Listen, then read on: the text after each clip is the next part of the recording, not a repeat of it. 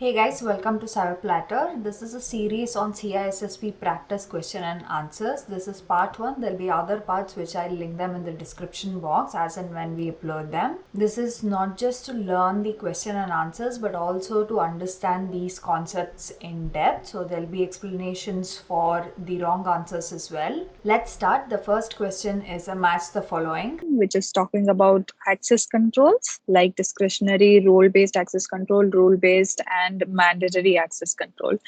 To understand this, to answer this question, let's see what is access control, what are the access control models, different types. What is access control? Access control is a security mechanism which will determine who can access a specific resource and what actions can they perform on that resource. It usually involves rules and policies to determine which user has access to what resources and what actions are they authorized to perform. So in simple terms, access control involves verifying who you are, okay, and determining what you are allowed to do, and based on that, giving you permissions to perform those actions on the resources. For example, right, suppose say you're logging into your email account. First thing is it'll ask you for your user ID and then password. This is to verify your identity. Then the system checks to see what resources and actions that you are authorized to access based on your user account, what are the settings that you have set. Okay. Once this is done,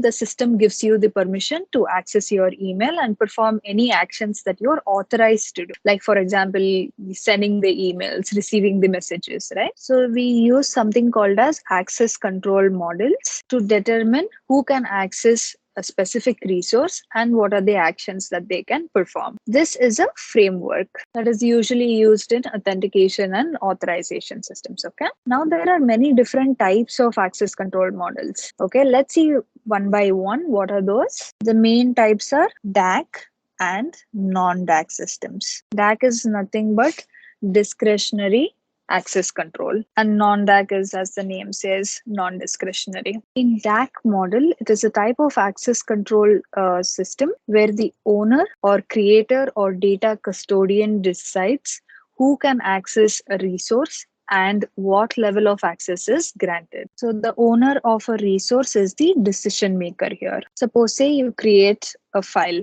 okay, naming file 1. You decide that user 1 can access this and has only read permissions on this file. And then there is user 2 who can read as well as write to this file. So you are the owner of this file and you are deciding what access will the other users have on this file. DAC is implemented using access control lists on objects. Access control list is nothing but the list of permissions associated with a resource. So access control list specifies which users or processes or applications are granted access to the objects. DAC is a decentralized system, okay? Because the owners can change the ACL, that's it, the access control list, whenever they want. DAC is an identity-based model because it relies on the identity of the resource owner to determine the permissions, access permissions, and grant access based on the identity of the user. Like, for example, the owner of a file can assign permissions to individual users or groups based on their identity. So it means that the owner of the resource can decide which users can access it, what actions they can perform on it, and what level of access they have on that resource. Let's see the pros and cons of a DAC system. One of the advantages is that it is flexible because it allows the resource owners to grant or deny access to any user based on their discretion.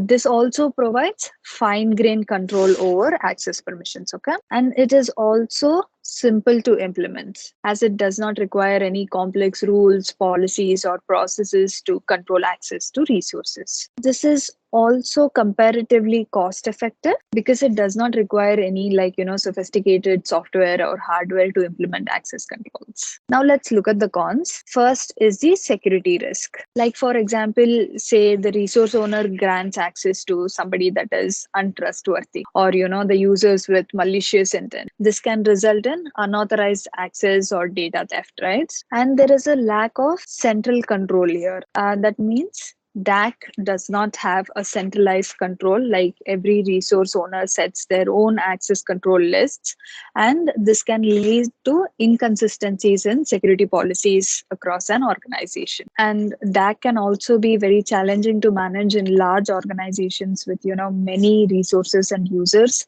as it becomes very challenging to keep track of all the access permissions that are granted. Now let's see what is non-discretionary access control model. In a non-doc model, right, the access to resources is centrally managed. That is, it is determined by a central authority. It is not up to the discretion of the resource owner to provide access here, okay? In non-DAC, the access are based on the policies and rules that are set up by a central authority. Let's see the pros and cons of non-DAC. Okay, first is that it provides better security than a DAC system because the access to resources is based on some predefined set of security policies. Okay, and this makes it difficult for the users to access resources that they should not be accessing, and it provides consistent access control. Like we said, it is based on a centralized policies and rules, right? And this also makes it easier to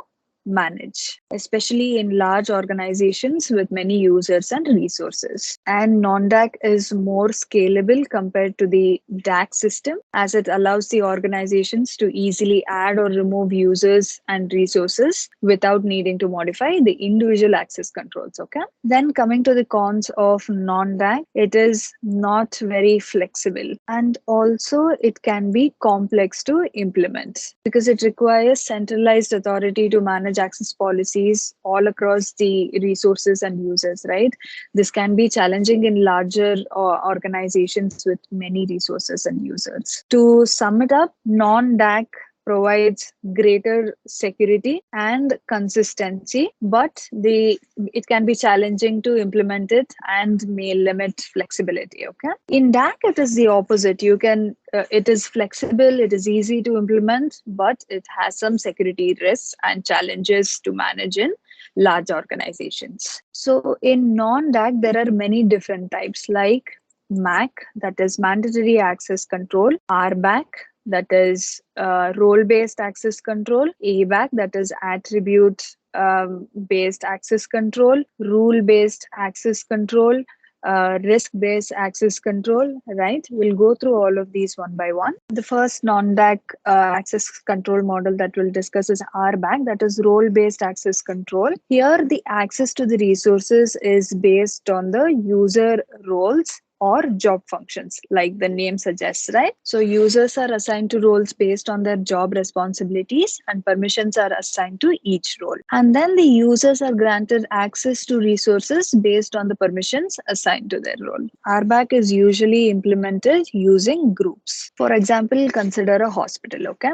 In hospital, we'll have doctors, nurses, admins, etc. So we can create groups for them. Say there is a doctor group, there is a nurse group, and there is an admin group. And each of these employee types will have different access requirements to the hospital resources, such as, the medical records, patient data, financial information. So based on the role, you add them to the groups, and then permissions are assigned to these groups. For say example, somebody who's in the doctor group, right? That is the employee with a doctor role might be granted permissions to view and edit medical records. But somebody in the nurse role can only view the medical records and cannot edit it. And the employees in the admin group can only see the financial information and will not have access to the medical records of any patients. RBAC helps to enforce least privilege principle, okay?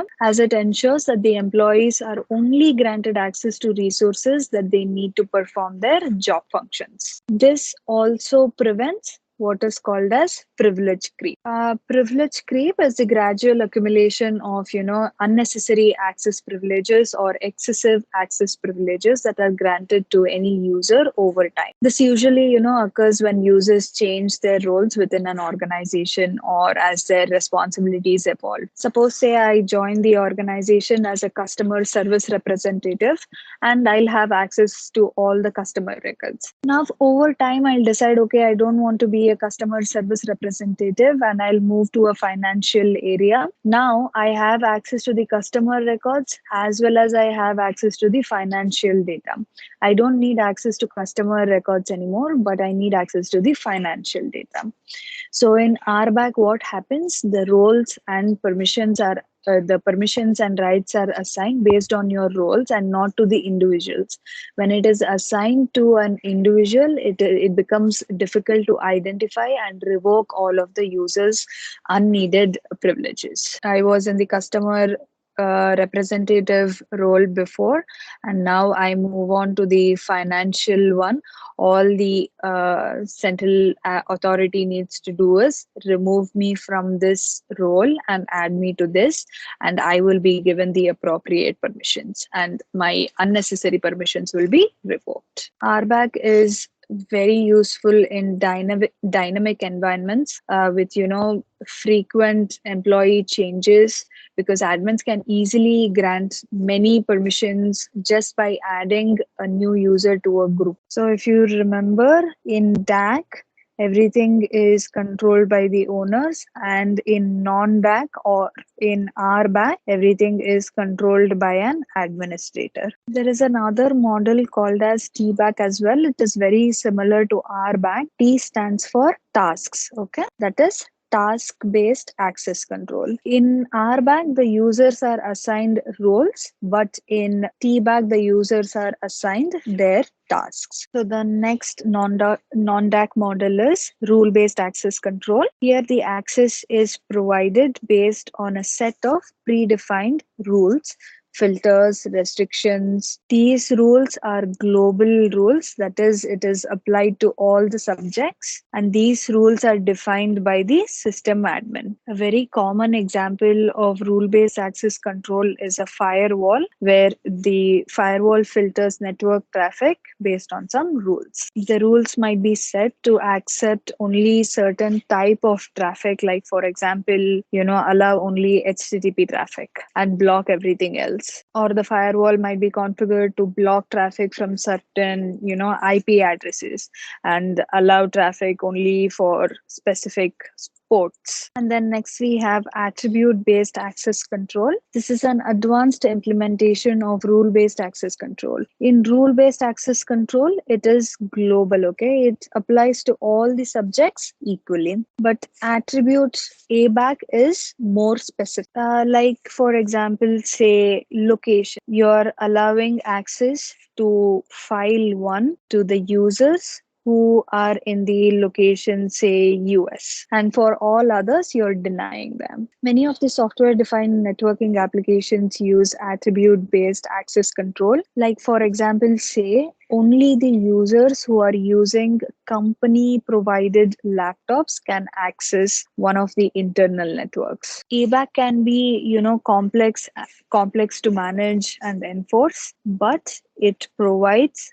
fine-grained access. The next non-DAC model is mandatory access control, that is MAC model, okay? This is usually used in high security environments like government, military. Here the access is provided based on the classification labels. Users usually have labels assigned to them based on their clearance level, okay? That is a form of privilege that is provided to that particular user. The objects also have labels which indicate their level of sensitivity. If you look at the US military system, it usually uses labels such as top secret, secret, confidential, okay, to classify their data. So all the top secret data, right, that can be accessed only by the people that have top secret clearance, and the top secret data cannot be accessed by secret and confidential level clearance, okay?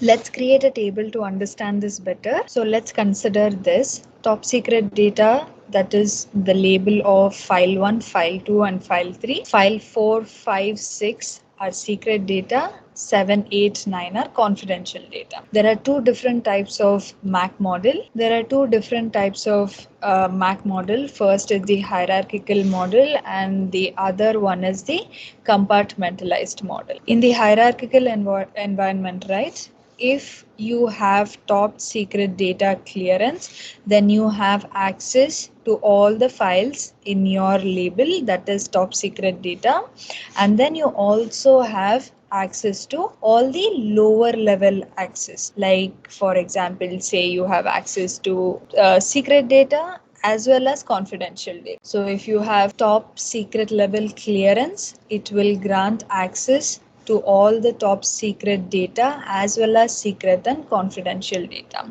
That means if you have clearance in one level, then it grants you access to the subjects in that level as well as the lower levels. But you cannot access the upper level, higher level or upper level subjects. Okay. Suppose say you have secret clearance. Okay. Then you can access file 4, 5, 6 because it is in the same level, and 7, 8, 9 because it is in the lower confidential level. But you cannot access 1, 2 and 3 because it is in the higher level. Okay, that is with the hierarchical model. Now let's see what is compartmentalized model. Compartmentalized model, right? This enforces need to know principle. There is no relationship between these clearances or labels. Each domain represents a separate isolated compartment. Okay, if you have access, if you have top secret clearance, then you can only access 1, 2 and 3, and not even 1, 2 and 3. If 1 is required for your job, then you are accessing only file 1 and file 2 and 3 are not visible to you. Okay, if you have secret clearance, then maybe according to your job, you're required to access only file 5 and 4 and 6 are not required. So that is when it enforces need to know principle. There is a hybrid model as well. This is a combination of both hierarchical and compartmentalized concepts. There is another non-DAC model which is called as risk-based access control. This is a relatively new concept. Here usually we use real-time intelligence to gain what is happening, to gain visibility on what is happening, what is the context behind each login. Okay, whenever a user attempts to log in, right, many of the factors are analyzed. Like for example, something related to the device, like if this device was used by this user previously, is this a mobile device, did he ever log in from this device before? Another factor that it can look at is the location. Is it from home location? Is it from the office location? Has this location been used before? Or it can look at the network as well. Like, if this IP is a familiar IP, was there a login before using the same IP address? And then other factor to consider is the sensitivity. Like, for example, how important this file is, what is the clearance of this file. Based on the analysis of these factors, either the user can normally log in, like for example provide their user ID password, or sometimes it asks for more proof in the sense maybe it is asking for MFA, it is asking for OTPs, or it is asking you to register the device with the company portal. Something I forgot to mention here is MAC model is also called as lattice model. Okay, because it looks like this, because it looks like a lattice. Okay, so now we know what is access control, what are the different types of access control models, and the main ones are DAC and non-DAC. So now we know what is access control, what is an access control model, what are the different types. The main types are DAC and non-DAC. DAC is identity based. It is at the discretion of the owner to provide access to the resources. Non-DAC is centrally managed. It is mainly based on rules and policies.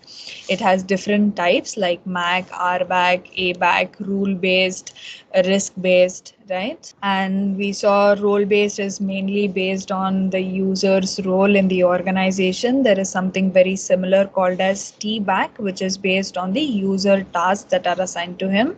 Then we have rule-based access control, which is globally assigned to all the subjects, and it acts based on a set of predefined rules. And then we have attribute-based access control. This is more advanced level of rule-based access control. It is rule-based is globally applied to everybody, but a attribute is more specific, okay, maybe like location it considers, or the working hours. It provides more fine-grained access control. Then we have mandatory access control, which is also called lattice access control. It is based on the labels. In this we have two types, hierarchical and compartmentalized. Compartmentalized access control provides need to know principle. Then we have risk-based access control. Here, when the user logs in, many factors are considered, either to allow a normal login with, say, user ID password, or it is asking for more proof or MFA, or it is asking for the device to be registered. Some of the factors that are analyzed in a risk-based access control are, device, the location, network, and sensitivity of the resource that is being accessed. Now let's go back to the actual match the following, and let's see if I can complete that. So let's try to match it with the options. Access control list ACL, DAC uses ACL. Identity based, yes, DAC is identity based. Then we have labels. No, labels are not used by DAC. Group membership, not very much. Group membership is not very much used. Though they use groups, it is not the main thing in DAC. Looking at the options, it looks like identity based matches with DAC the most, but let's see the other options as well. Next one is role based access control, RBAC, okay? RBAC mainly matches with the group membership. Here the access is provided using groups. Rule based access control. Rule based access control is mainly to deal with access control list. And then we have mandatory access control. Mandatory access control is with labels. So here is the answer. DAC is mainly related to identity-based access. Role-based is group membership. Rule-based is related to ACLs. Remember that firewalls usually give access based on the ACLs that are configured in them. Mandatory access control is related to the labels. Let's go to the next question. What type of controls is the SOC 1 Type 1 reports focused on? Integrity, privacy, financial, PII. So this question is mainly talking about SOC 1 Type 1 reports. To understand this question, to answer this, first we'll have to know what is SOC report, what are the types of SOC reports, and what do they do. So that is what we'll discuss today. So SOC stands for Service Organization Control. This is used for auditing. SOC replaced SAS 70, that is Statement on Auditing Standards, in 2011, and SOC aligns with SSAE 16, which stands for Statement on Standards for Attestation Engagements. SSAE is managed by AICPA, which is American Institute of Certified Public Accountants. AICPA has 5 principles. We will talk about this a little later. SOC report has 3 categories, okay, 1, 2, and 3. That is SOC 1, SOC 2, SOC 3. And in this, again, there are subclasses saying type 1 and type 2. Everything like SOC 2, type 1, type 2, SOC 3, type 1, type 2. Type 1 and Type 2 are both evaluating the policies and procedures of an organization. So what is the difference between these two reports, right? Type 1 is doing it for a specific time, okay? It is just checking the policies if it is applied properly for that particular date whenever it is auditing. Type 2 evaluation is for a period of time. Type 1 is for just one day. or that particular date. Type 2 is for a specific period of time. Usually it evaluates the organization's controls over a period of at least 6 consecutive months. Okay. So all you need to remember here is type 1 is for a single point in time and type 2 is for a period of time, and it is usually 6 months, okay, 6 consecutive months. So type 1 tells us that the controls are in place. Type 2 tells us that the controls are in place and also are actually working effectively over a period of time. So what is type 1 doing? It is only reviewing the design of controls and not how they are implemented and maintained, right? That is done by type 2.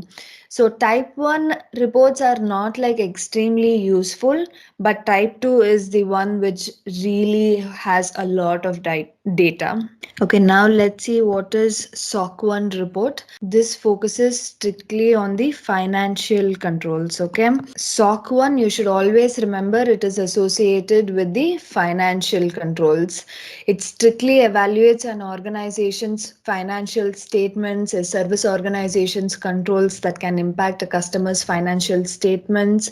So if a service organization that performs payroll or credit card processing, right, that would require a SOC 1 report. So SOC 1 report is not related to the security personnel, remember that. Okay. Now let's talk about SOC 2. SOC 2 is the one where the IT personnel will be interested in. SOC 2 evaluates the 5 trust principles of AICPA. Okay. The first trust principle is security.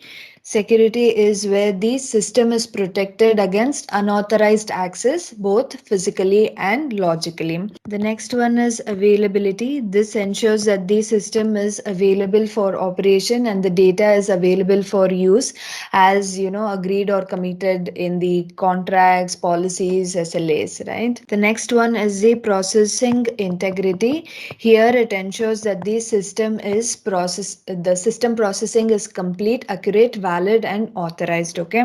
The next principle is confidentiality, where the system safeguards the information in the sense that which is called confidential or sensitive in accordance with the laws, regulations, policies, best practices. The next one is the privacy. Here it ensures that the system collects, uses and stores PII data in accordance with the organization's private policy and all the relevant laws and regulations. SOC 2 reports can include some of these or all of these principles, okay? But security principle is a mandatory one. This should be included. The other 4 are optional depending on what is the product, what is the service that is provided by the organization. The next SOC report is SOC 3. SOC 3 is very closely related to SOC 2 reports, but what happens in SOC 3? It removes all the details that are included in SOC 2 report. It actually has the same scope and cover the same principles. Okay. SOC 3 is mainly intended for public use. So it doesn't have a lot of data. It just demonstrates that the organization has follows all the 5 trust principles without disclosing all the sensitive or proprietary information. Okay. SOC 3 reports are commonly used for marketing as well, and it does not provide a lot of information, so security personnel will not be interested in this. It only says that the due diligence is performed by the organization or no. SOC 3 report, right, it provides the seal of approval for us, but no actual data regarding the security will be there in the SOC 3 reports. So by now you should have understood that SOC 2 is the one that security professionals are interested in, which provides a lot of useful information. SOC 2, especially when it is SOC 2 type 2. We talked about SOC 2 type 2 and type 1. Type 2 is over a period of time, usually 6 months, so it has a lot of data. It is talking about the effectiveness of the controls. So to summarize, In SOC, there are three types, 1, 2, 3. In that, there are subclasses again, type 1 and type 2. Type 1 is evaluating the policies and procedures only for a specific date, that is single point in time. And type 2 is for a period of time over 6 months, so it provides you more information. Type 1 is telling us if the control is implemented or not. Type 2 is telling us if the control is implemented and it is effectively working well. SOC 1 is reported to the financial statements, that is financial controls. SOC 2 is based on the 5 trust principles of AICPA: security, availability, processing integrity, confidentiality, and privacy. It can include all the 5 principles or some of them, but security is the mandatory one, okay? And it has a lot of information. SOC 3 is for the public. It is usually used as a marketing tool. It is a seal of approval, follows the same scope and principles as SOC 2, but eliminates all the sensitive information from the report. Now, to answer the question, it must be very easy because it is talking about SOC 1 type 1. SOC 1 type 1 and type 2 both support financial. They are both focused strictly on the financial controls. Let's go to the next question. What will protect the data even if a malicious actor gains access to the actual system? Option A, sandboxing. Option B, firewalls. Option C, encryption. Option D, access control. If you want to reread the question, please pause the video here because next we will discuss the answer. This is one of those questions where you'll have to choose the best answer, right? So what they're asking, there is data and somebody gets access to the system, even then the data needs to be protected. What security measure can we take in such cases? The best answer here is encryption. Suppose, say, a hacker gets access to the system and he gets the data. If the data is encrypted, then even though the person has the data, it becomes impossible to read the data because it is encrypted if he doesn't have the keys. So encryption should be implemented properly. Then if a hacker has access to the data, even then the data is useless to the hacker. Though sandboxing, firewalls, and access control help in preventing the malicious actor gaining access to the system, it does not help a lot when he already has gained the access and he has the data. So encryption is our best bet here. Let's go to the next question. Which of the following cryptographic protocol is commonly used to secure web communication by providing encryption and authentication? Option A, IPsec, Internet Protocol Security. Option B, SSL/TLS, Secure Sockets Layer, Transport Layer Security. Option C, SSH, Secure Shell. Option D, SNMP v3, Simple Network Management Protocol version 3. Pause the video here and try to answer the question. Okay. All right. So the question is asking about which protocol is used for secure web communication. Before answering this, let's see all the options and learn those terminologies. Option A is IPsec. IPsec stands for Internet Protocol Security. It operates at the network layer, that is layer 3 of the OSI model, and is primarily used to secure IP-based communication between devices, ensuring the confidentiality, integrity, and authenticity of data transmitted over the internet or other untrusted networks. IPsec can be implemented in two main modes. First one is the transport mode. In transport mode, only the payload. Payload means the actual data of the IP packet is encrypted while leaving the original IP header intact. This mode is typically used for securing communication between two endpoints, such as between a client and a server. We have another mode which is called the tunnel mode. In tunnel mode, the entire IP packet,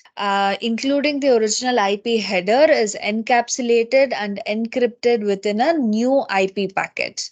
This mode is often used to create secure VPN tunnels between two network gateways, providing secure communication between different networks. IPsec uses various cryptographic algorithms for encryption, such as AES, Triple DES, or Blowfish, and for authentication, it uses algorithms such as HMAC. HMAC stands for Hash-Based Message Authentication Code. IPsec is a crucial component of VPNs, allowing organizations to securely connect remote offices, mobile users, and telecommuters to their corporate network over the internet.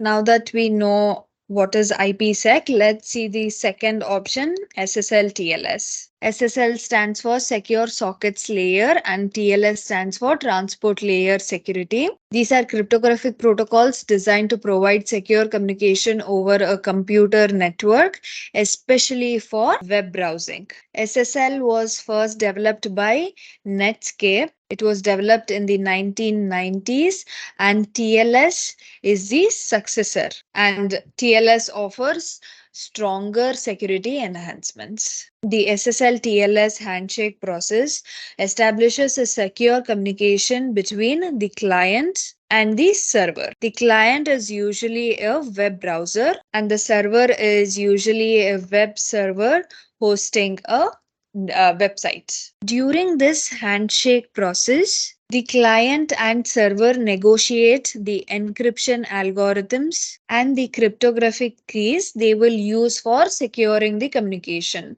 Once the secure communication is established, all data exchanged between the client and server, including HTTP requests and responses, are encrypted and protected from eavesdropping and tampering. SSL TLS uses various cryptographic algorithms such as RSA for key exchange and authentication, and symmetric encryption algorithms like AES and RC4 for data encryption. It is widely used to secure online transactions, login credentials, and any sensitive data transmitted over the internet, helping to protect against eavesdropping and unauthorized access. Now let's see what is SSH. SSH stands for Secure Shell. It is used to establish secure remote shell sessions and perform secure file transfers between computers over an insecure network such as the internet. SSH provides a secure channel for accessing and managing remote devices, especially servers and networking equipment. SSH uses public key cryptography. This is used for authentication, allowing users to generate a key pair. A key pair consists of a private key, and this private key stays on the user's computer, and a corresponding public key. This is uploaded to the remote server. When a user attempts to establish an SSH connection, the server verifies the user's authenticity using the public key. Once authenticated, the connection is encrypted to protect the data exchanged during the remote session. SSH can also be used for secure file transfer using the SCP, that is Secure Copy, or SFTP, that is Secure File Transfer Protocol subsystems, allowing users to transfer files securely between their local computer and the remote server. Now let's see the last option, that is SNMP version 3. SNMP stands for Simple Network Management Protocol. Like the name suggests, SNMP is a protocol used for network management and monitoring. SNMP allows network administrators to monitor network devices, collect performance data, and manage network configurations remotely. SNMP version 3 is the secure version of SNMP, addressing security vulnerabilities present in the earlier versions, SNMP version 1 and SNMP version 2. SNMP version 3 introduced security features to protect against unauthorized access and ensure the integrity and privacy privacy of management information. It enhances SNMP security through authentication and encryption. First, let's talk about authentication. SNMP version 3 provides authentication to ensure that the messages exchanged between SNMP devices are legit and from authorized sources. It uses HMAC with cryptographic hashes like MD5 or SHA to achieve authentication. HMAC stands for hash based message authentication code. Now, coming to the next feature, encryption. SNMP v3 provides privacy and data encryption to prevent eavesdropping and unauthorized access to management information. It encrypts the SNMP message using symmetric encryption algorithms like triple DIS or AES. So, because of these security enhancements introduced in SNMP version 3, network administrators can confidently use SNMP for network management tasks without worrying about data confidentiality or integrity that were prevalent in the earlier versions. So, in conclusion, all these cryptographic protocols, right, play critical roles in securing various aspects of network communication. Let's go back to our question now. Here, the question is asking about which protocol provides secure web communication. Option A is IPsec. IPsec secures network communication at the IP or network layer and is commonly used for VPNs and securing router to router communication. So, this is not the choice. Second option,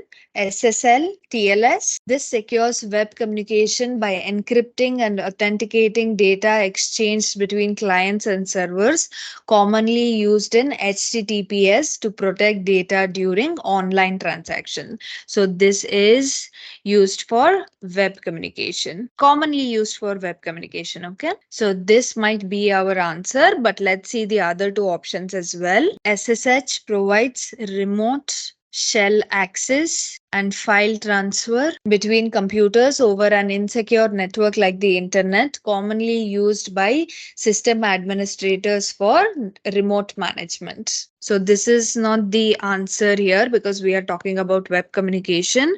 Next option is SNMP3. SNMP version 3 secures network management and monitoring by providing authentication and encryption for management data. This ensures the integrity and privacy of SNMP communication, but it is not related to the web communication. So, this is also not our option. So, the answer is SSL TLS, that is commonly used to secure web communication. Let's go to the next question. Which of the following encryption techniques is commonly used to protect data confidentiality in cloud? Option A, WEP, Wired Equivalent Privacy. Option B, AES, Advanced Encryption Standard. Option C, DES, Data Encryption Standard. Option D, RSA. You can pause the video here and give it a try. Okay, so this question is about data confidentiality. How is the data confidentiality achieved, which is the commonly used algorithm, right? Let's see what is option A first. WEP, that is Wired Equivalent Privacy. It is an outdated security protocol that is used to secure wireless computer networks. It was part of the IEEE 802.11 standard, also known as Wi-Fi. The primary purpose of this protocol was to provide a level of confidentiality and privacy for wireless communications, attempting to make the security of wireless networks comparable to that of traditional wired networks. It was introduced in 1997 when this happened. However, over time, significant vulnerabilities were discovered in this protocol, making it highly insecure. So, web is highly insecure. The weakness in web encryption allowed attackers to easily crack the encryption keys and gain unauthorized access to the wireless network. Let's see some of the issues with this protocol. First one is weak encryption. Web uses relatively short encryption key 40 or 104 bits, making it susceptible to brute force attacks. Another weakness is Key management flaws. Web uses a static encryption key. That means the key is not changed frequently. This lack of key rotation makes it easier for attackers to capture enough data packets to crack the key. Another weakness is initialization vector reuse. Web uses a small initialization vector that is reused, leading to pattern recognition and further weakening the encryption. As a result of these serious security flaws, web is no longer considered a secure encryption method and its usage has been strongly discouraged. It has been superseded by more secure protocols such as WPA and WPA2. WPA stands for Wi-Fi Protected Access. These protocols use stronger encryption algorithms and better security practices to protect wireless communications. WPA2 is currently the most widely used and accepted security protocol for securing Wi-Fi networks. Okay, so now we know about option A.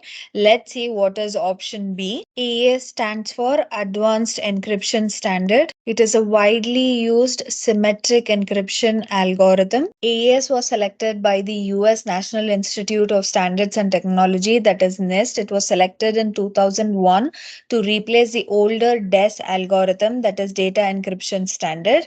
It was replaced as the standard encryption algorithm for securing sensitive data. AES operates on fixed size blocks of data. This fixed size is 128 bits and supports key sizes of 128, 192, and 256 bits. It is a strong and versatile encryption algorithm.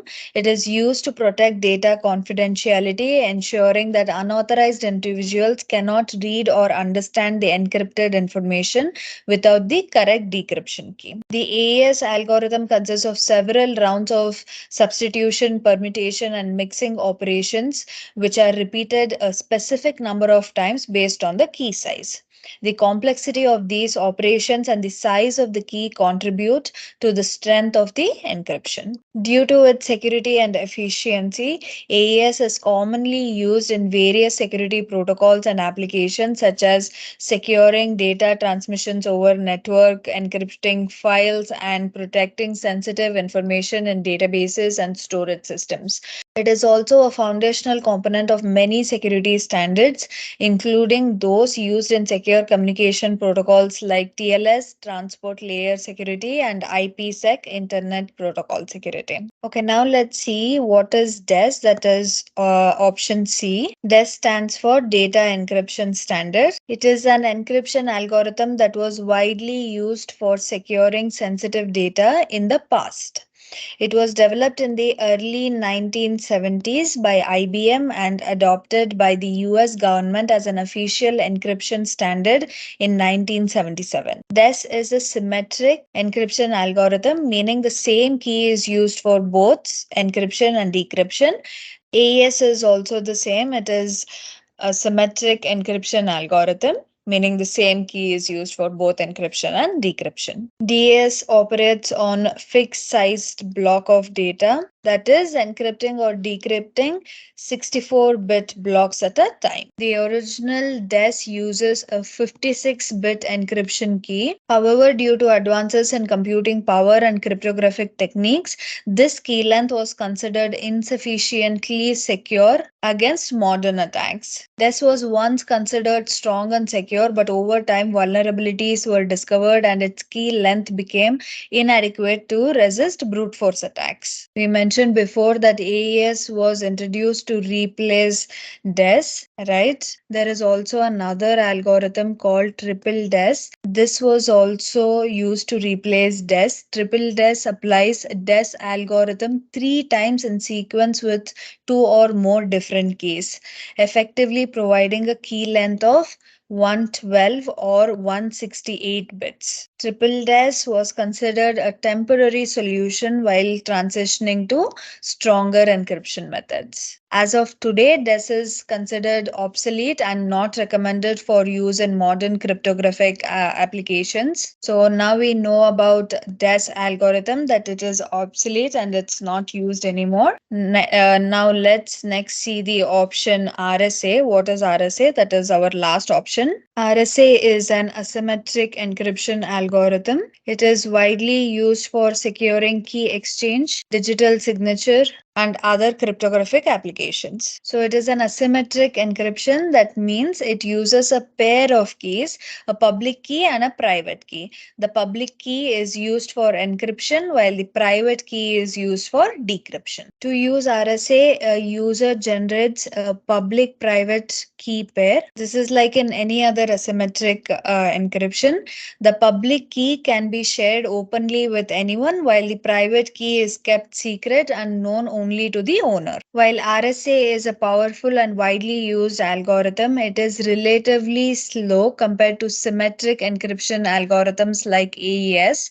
As a result, it is commonly used for tasks that require secure key exchange, digital signatures, and securing small amounts of data such as encryption keys for symmetric encryption algorithms. So now that we know all the four options, let's go back to our question. Okay, here the question is, which is commonly used to protect data confidentiality in cloud? So option A, that is web, like we discussed, is an outdated and weak encryption protocol that was primarily used for securing wireless networks. It is vulnerable to various attacks and is not considered secure for modern applications. So this is not our option. Option B is AES, Advanced Encryption Standard. This is commonly used to protect data confidentiality in cloud and various other security applications. It is a symmetric encryption algorithm known for its high security, efficiency, and widespread adoption. AES has become the de facto standard for encrypting sensitive data due to its strong cryptographic properties. So B is the correct answer, but let's also see the other two options just to make sure. Option C is DES. DES was once a widely used symmetric encryption algorithm, but it is now considered weak and insecure due to its short key length. Option D, RSA, commonly used for key exchange, digital signatures. While it has its applications, it is not primarily used for data encryption in cloud, where symmetric encryption algorithms like AES are more efficient and commonly employed. So this is not the answer to. For data confidentiality, the answer is option B, AES. Let's go to the next question. Which of the following security controls is most effective in preventing privilege escalation attacks? Option A, RBAC, role-based access control.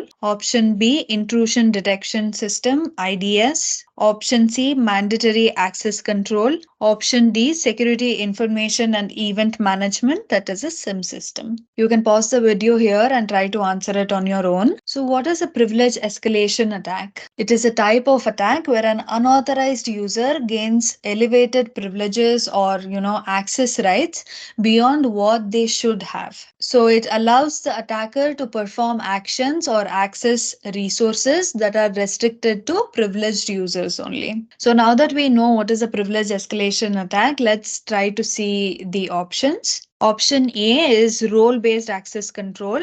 There are many access control models like RBAC, MAC, DAG, discretionary access control, rule-based access control, attribute-based access control. There is a different video which explains how these are implemented and where they are usually used. I will link it in the description if you are interested. RBAC is a security control that assigns permissions and privileges based on roles or job functions. RBAC does help in managing access rights efficiently, but it may not prevent privilege escalation if the initial assignment of roles is incorrect or if users can modify their own roles. So this might not be the answer, but let's keep it aside for now. Then we have intrusion detection system. These systems are designed to detect and respond to malicious activities or attacks.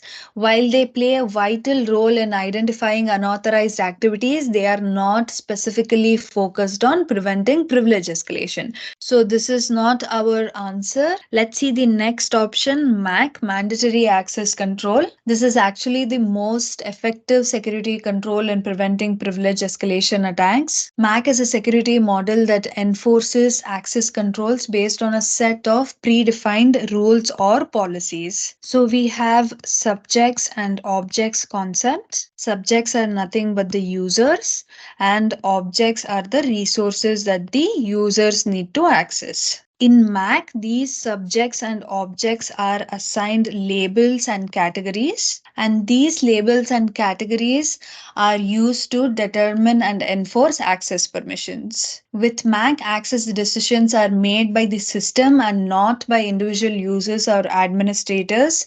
It enforces that users can only access resources and perform actions that are explicitly allowed based on the established policies.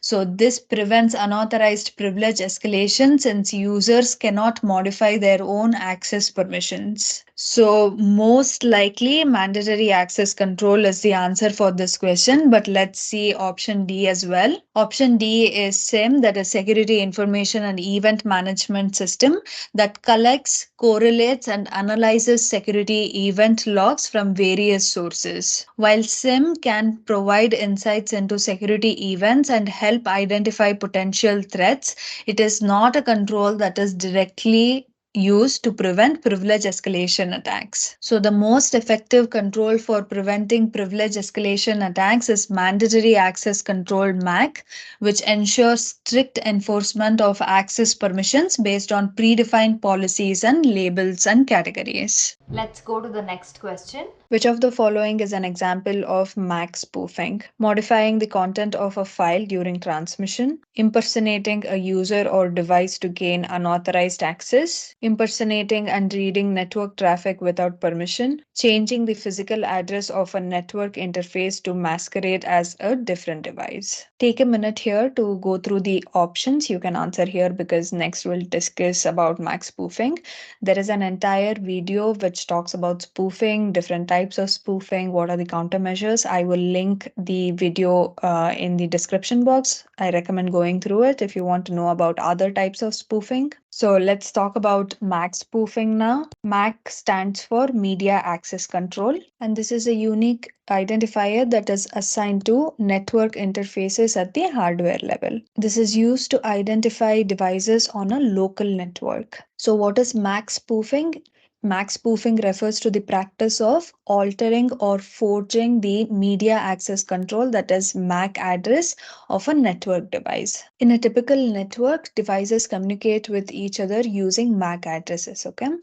When a device wants to send data to another device on the same network, it uses the MAC address of the destination device to ensure the data reaches the intended recipient. Suppose say I have many devices on this network. If these two want to communicate, and this is the source, this is the destination, if the source device wants to send data to the destination device, it uses the MAC address of the destination device to send the data. MAC spoofing is nothing but modifying the MAC address of a network interface to impersonate another device or to create a completely fake identity. This can be done for various reasons, like for example, privacy. By changing the MAC address, a user can make their device appear as a different device on the network, which can help protect their privacy by preventing network admins or other users from tracking their activities. Another one is bypassing MAC address filtering.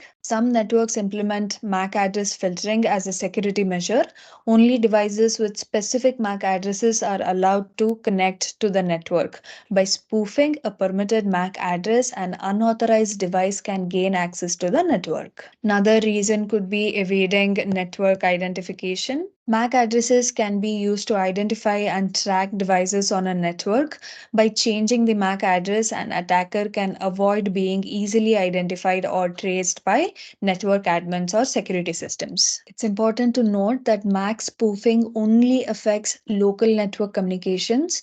When data needs to be sent outside of the local network, such as to the internet, the device's IP address is used for routing and not the MAC address. MAC spoofing can be performed through various methods, including software-based techniques or by modifying the MAC address settings in the device's network configuration. Now let's see some of the countermeasures against MAC spoofing. First one is port security. Network switches often support port security features that allow admins to bind specific MAC addresses to physical ports. This ensures that only authorized devices with pre-configured MAC addresses can connect to those ports. Okay. Then we have MAC filtering. MAC filtering can be implemented on network devices such as routers or wireless access points to allow or deny network access based on the MAC addresses of the devices. Only authorized MAC addresses are permitted to connect while others are blocked. And then we have network access control.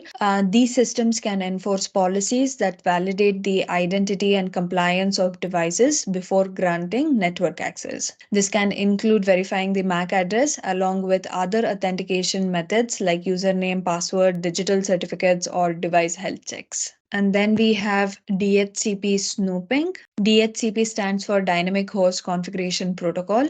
DHCP snooping is a security feature that ensures that only legit DHCP servers on the server can assign IP addresses. This helps prevent rogue devices from assigning IP addresses and also helps detect MAC spoofing attempts. Then we have encryption. Implementing encryption protocols such as WPA2 or WPA3 for Wi-Fi networks helps protect network communications from interception and manipulation, regardless of MAC spoofing attempts. Another countermeasure is network monitoring. Regularly monitoring network traffic and analyzing MAC address usage can help identify suspicious activities and MAC spoofing attempts. Network monitoring tools can alert admins about any unauthorized MAC addresses detected on the network. Another countermeasure is security awareness and education. Educating network users and admins about the risks associated with MAC spoofing can help them understand the importance of implementing security measures and recognizing potential threats. These are some of the countermeasures.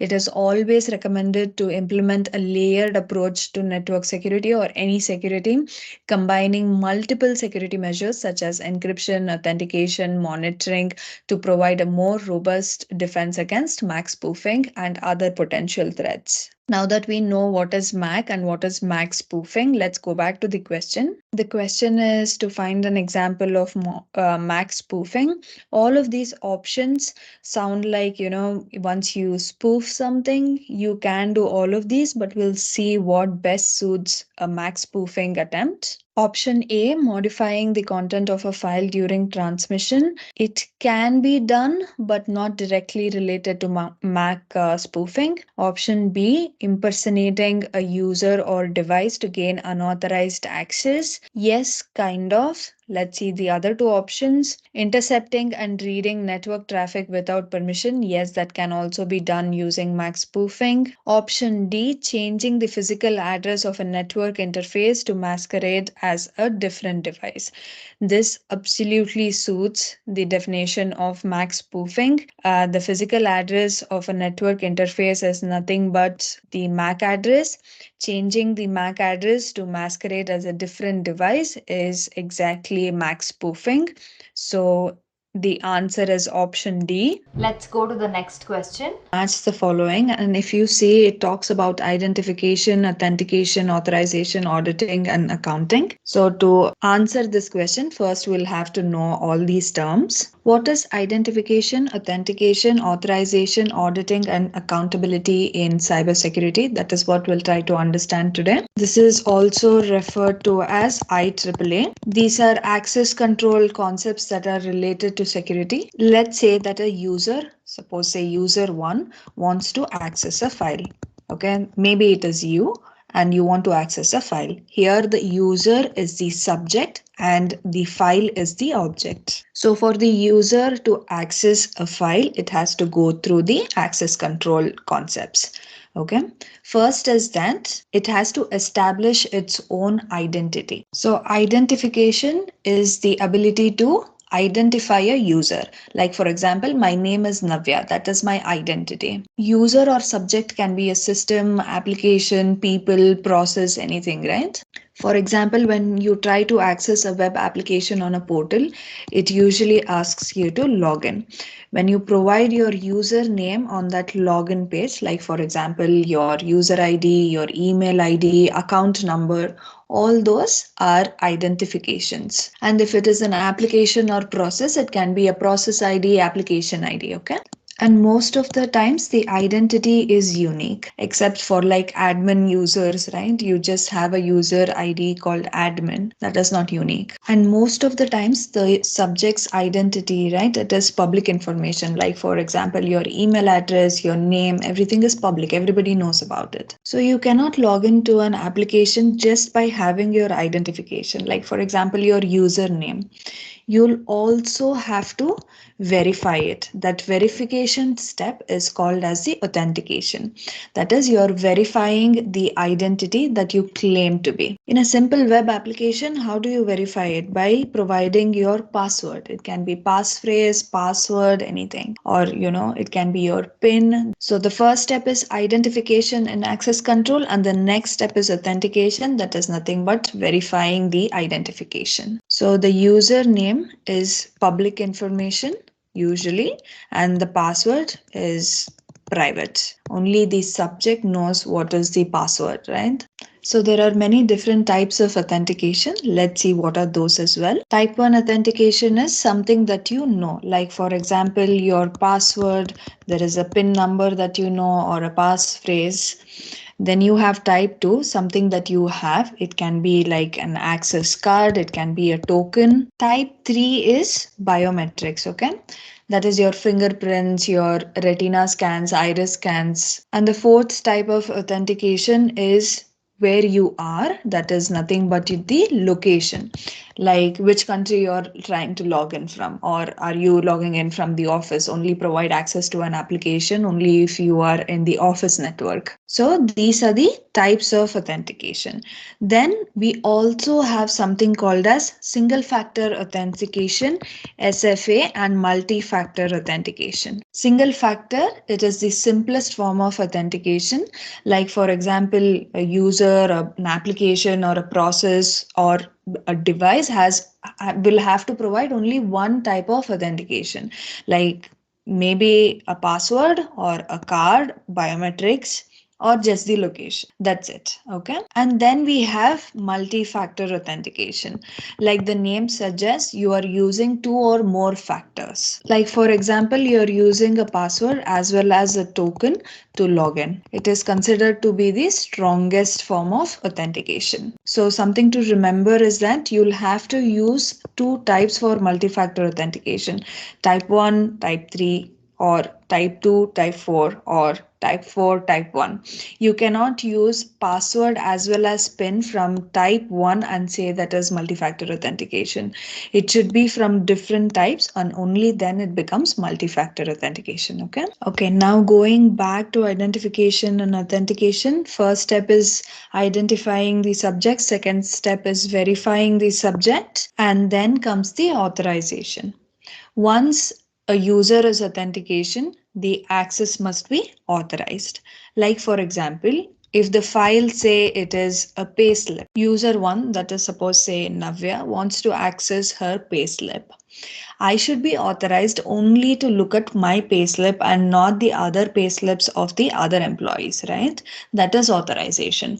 Like for example, when you board a flight, you're only supposed to take your seat. You cannot enter the cockpit because you're not a pilot. You're not authorized to be there. That is authorization. Authorization is the rights and permissions that are assigned to the subject. That is, it is determining the level of access to a resource use by that subject, sorry. So authorization happens after authentication, and then it decides what identity can do and cannot do. Authorization is generally provided by using access control models like, MAC, that is mandatory access control, RBAC, role-based access control, rule-based access control, DAC, discretionary access control. There are many access control models that are used to provide authorization. Okay, now we have the identity, and then we have verified the identity, that is authentication, and then we have also decided what the identity can do and cannot do, that is authorization. Next is auditing. Auditing is monitoring. What is it monitoring? It is monitoring the actions that are taken by the identity or the events that are related to that login, right? Auditing is the programmatic means of, tracking all the actions that were taken by the subject. It is nothing but recording the events, okay? The purpose of doing auditing is to establish accountability, and all these details are recorded in a log file. Okay, auditing is not just recording the subject and objects events, but it also collects logs related to the system. Like, for example, operating systems and many of the applications and services, they have native feature of logs. So why is auditing required? It helps us to detect any malicious activities, any unauthorized activities. It helps us to validate the compliance, the security policies of the organization. It also holds the subject accountable for their actions or activities. Okay, so the next concept is accountability. According to NIST, the accountability is defined as the principle that an individual is entrusted to safeguard and control equipment, keying material and information, and is answerable to proper authority for the loss or misuse of that information. So, to put it in simple words, right, accountability is the ability to hold an individual, that is a subject, user, process, application, accountable for their actions on a object. On an object can be a database, file, application, system, anything. And why do we require accountability? Because it ensures that every information asset is owned. It is talking about the ownership. It can be an information asset, or an action on the information asset is owned by an individual, that is a subject, a user in the organization, and it makes that person responsible for that action or for that information asset. And why is this ownership required? It is required to enforce any organization security policy. So you can have effective accountability only if you can prove a subject's identity and also track their activities. So accountability is reviewing the log files that were collected in the audit term, right? So in auditing, you're collecting the log file. In the accountability, you're reviewing the log file to check for any compliance violations, or all the subjects are doing what they're supposed to do and nothing apart from that. So basically, to identify any malicious or unauthorized activity. Accountability is initiated at the identification step. Something to remember is also that we achieve non-repudiation by all these steps, and that is, non-repudiation is made possible by identification, authentication, authorization, auditing, and accountability. What is non-repudiation? Non-repudiation is nothing but the subject or user who did the activity cannot deny that they did the activity because you have evidence. Now that we know IEEE concepts, let's go back to the question to answer it. Identification is nothing but providing the subject's identity. How do you provide that? By using the username. Okay, identification is username, user ID, or email address. It can be anything, right? And then you have authentication. Authentication is verifying that identity, like you're providing your passwords, PIN, token, access card, all that is authentication. In this, which one will match? User group, no. Owner of an event, no. Passphrase, yes, it is just like your password. So authentication is with passphrase. Then we have authorization. Authorization is trying to tell the identity what they can do and what they cannot, and it is mostly related to user groups. In the IT world, you put the users in groups. So admin has their own admin group. Admin can do all the activities. User who can only read is put into, say, read group, where they can only read everything that is happening, cannot edit anything. So authorization matches with user groups. Then we have auditing. Auditing, like we said, is related to log files. And then accountability is where you establish the ownership of an event. So this is the right answer. Identification is username, authentication passphrase, authorization user group, auditing log files, accountability owner of an event. Let's go to the next question. What term indicates the average time between hardware collapses? Option A, mean time to repair. Option B, mean allowable downtime. Option C, mean time between recovery. Option D, mean time between failures. Option A is mean time to repair, that is MTTR. MTTR is nothing but the average amount of time it takes to repair a damaged system or device, that is down. So it talks about the mean time it takes to repair. It is not talking about collapses. Collapses is nothing but failures, hardware failures. Okay. Then we have mean allowable downtime. This is a made up term. There is something called as maximum allowable downtime, MAD, that talks about how long it would take for an interruption in service to kill an organization. But this is not that. That is maximum allowable downtime, and we are talking about a made up term here, that is mean allowable downtime. Okay. And then option C is mean time between recovery. This is also a made up term, so this is not our answer. Option D is mean time between failures.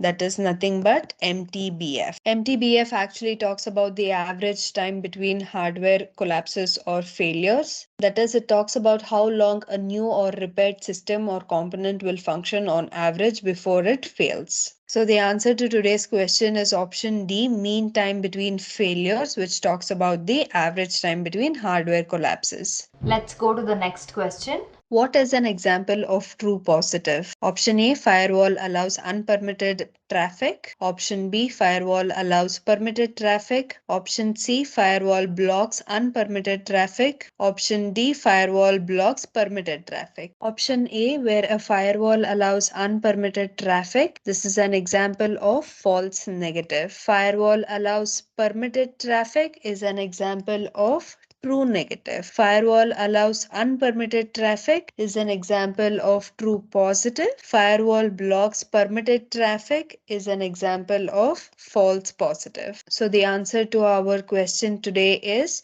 option C, firewall blocks unpermitted traffic. This is a true positive. Let's go to the next question. When should we not consider updating business continuity plan and disaster recovery plan? So the question says, when should we not update the DR or BCP plan? Okay. Option A is when it is a year since the last review or update. Option B, when the senior management changes. Option C, when a disaster is declared. Option D, when there's a major component change.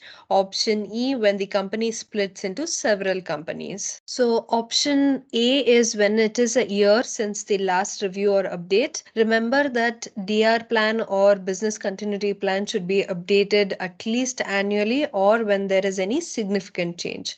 So this is not our answer because you have to update it annually. Option B, when the senior management changes. Yes, this is considered as one of the major changes in an organization and we should update our DR plan. So this is also not our option. Option C, when a disaster is declared. Yes, this can be our answer. So the whole idea of having a plan updated is not to have, to update it or review it when there is a disaster or when there is a disaster declared.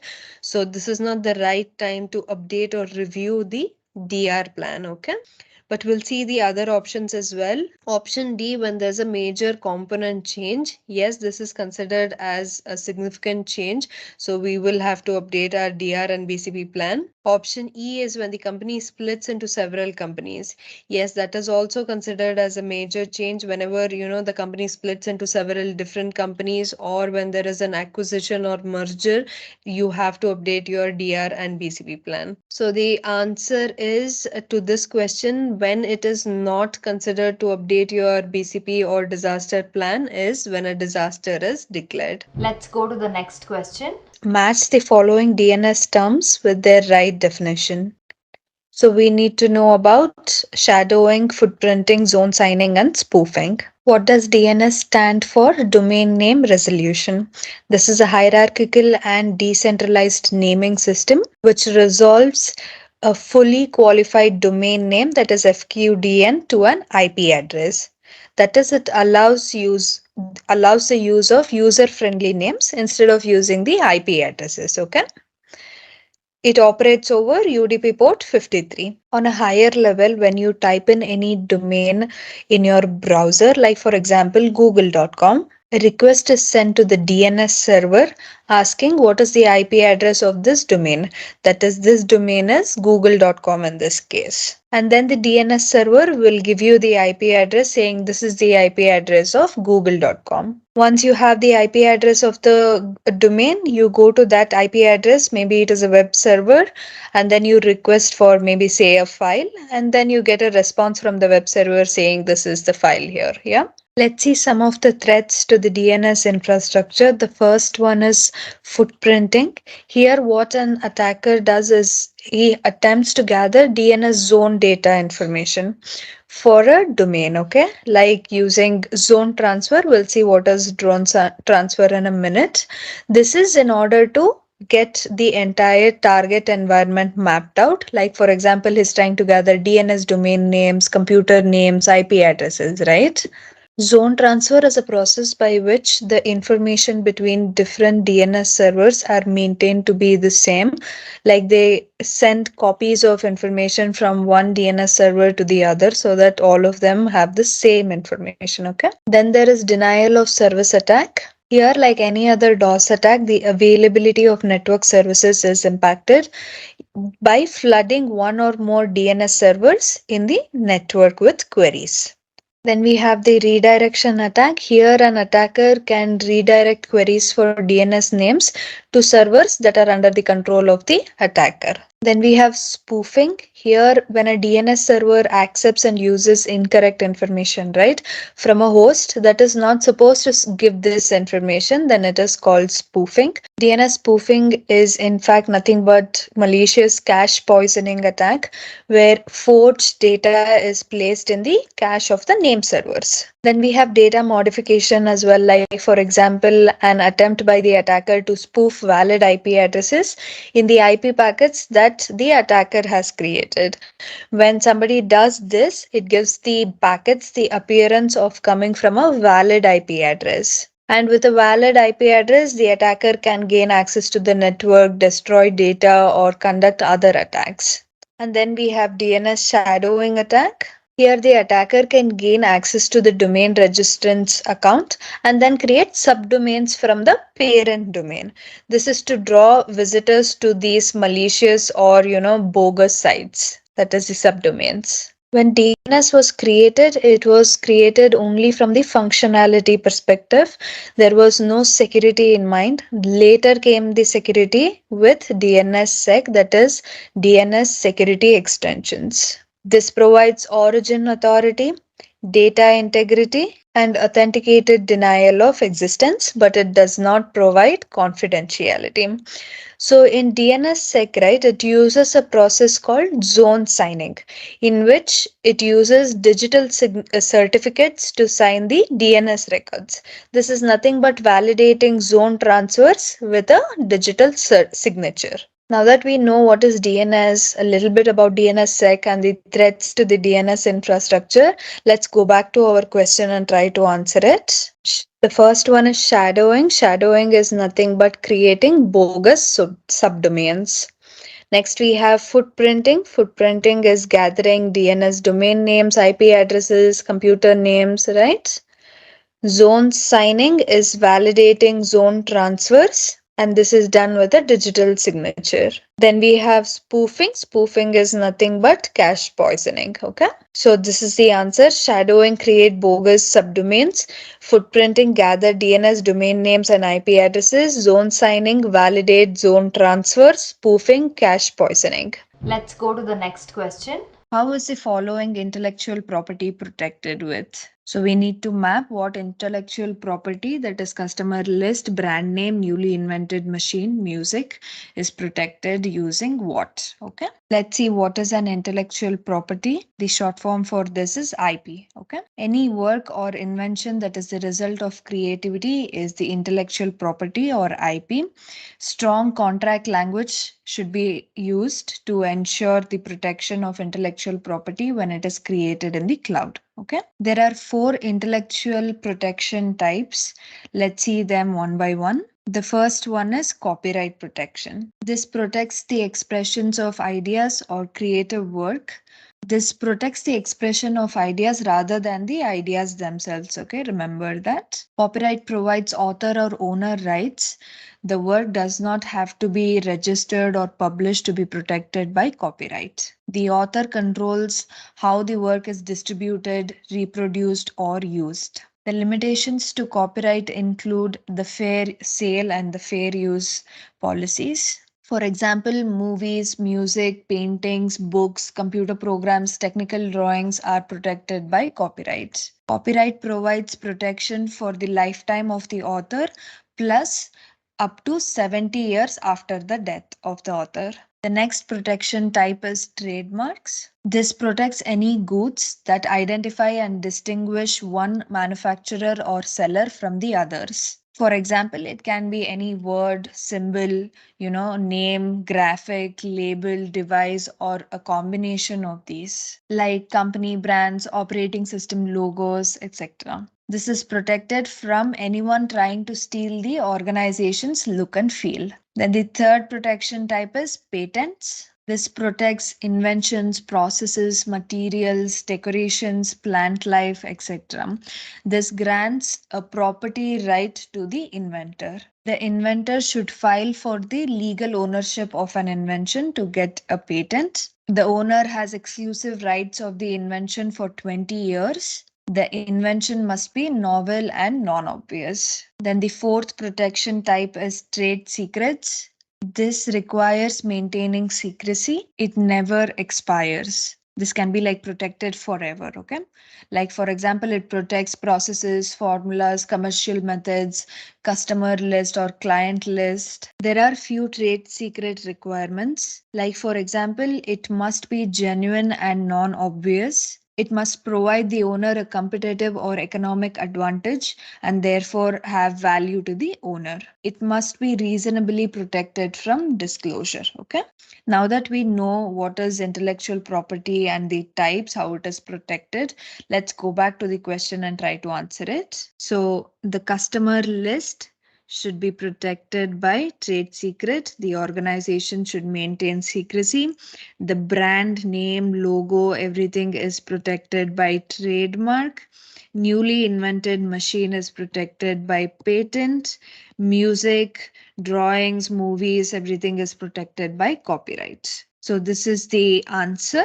Music, copyright, newly invented machine, patent, brand name, trademark, customer list, trade secret. Let's go to the next question. Which of the following is not verified by Stride? Option A person successfully identifies as another by falsifying data. Option B, URL parameters are changed without authorization. Option C, spinning up resources that might impact the organization's budget. Option D, a non-admin user gains access to make admin level changes. To understand this question, let's first try to understand what is Stride.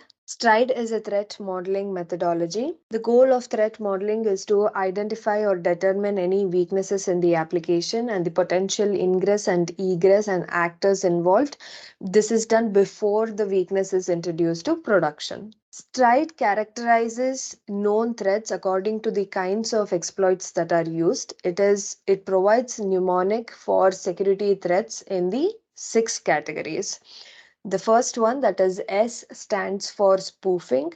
Here it asks the question, can the attacker assume the identity of a subject? T stands for tampering. Can an attacker alter data? R stands for repudiation. This asks the question, can the user deny their action? I stands for information disclosure. Can the attacker obtain the information without authorization? D stands for denial of service or DOS attack. Can the attacker overload the system to deny legitimate access? E stands for elevation of privilege.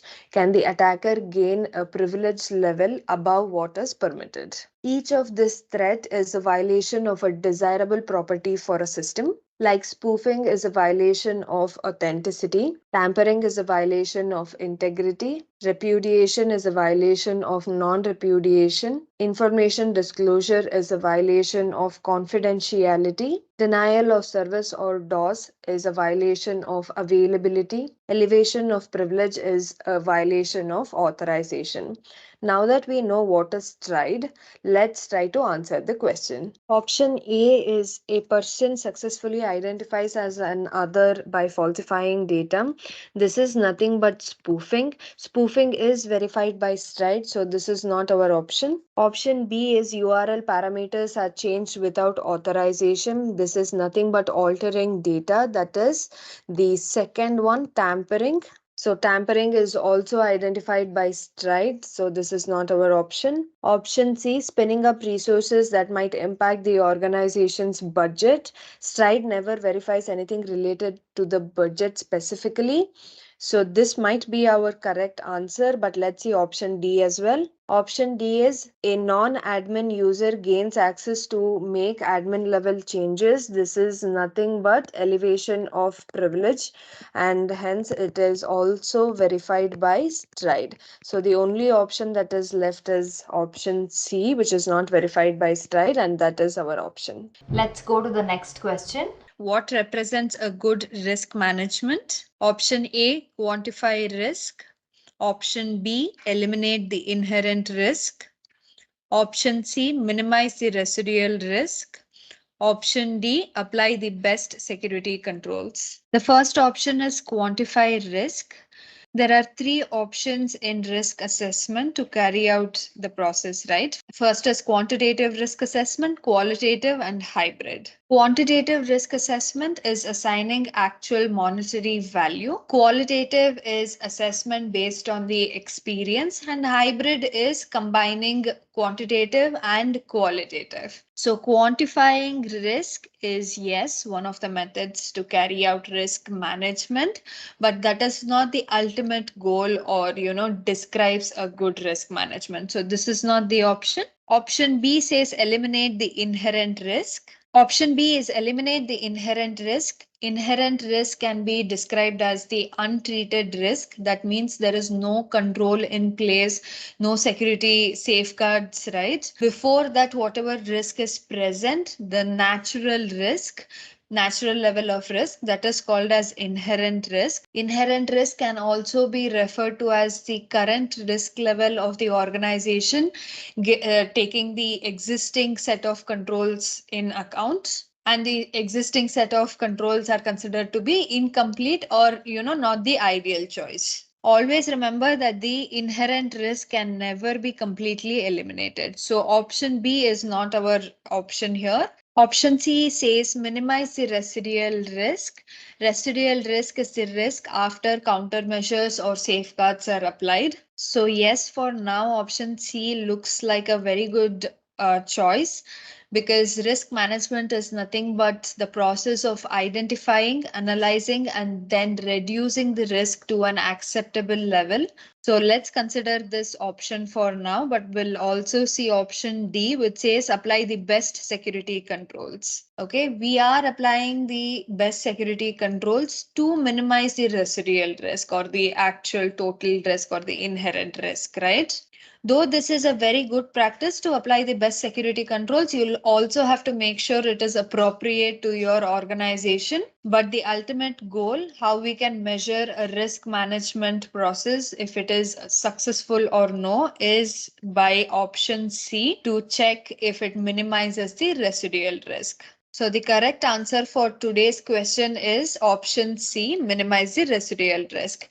Let's go to the next question. Which of the following cannot be used as an application threat model? ATASM, DREAD, PASTA, SAFECode. Let's see what is threat modeling. It is a process to identify potential threats, vulnerabilities, or the absence of appropriate safeguards, that is countermeasures, right? It helps us to identify the weaknesses in an application and the potential, ingress, egress points, and the actors involved.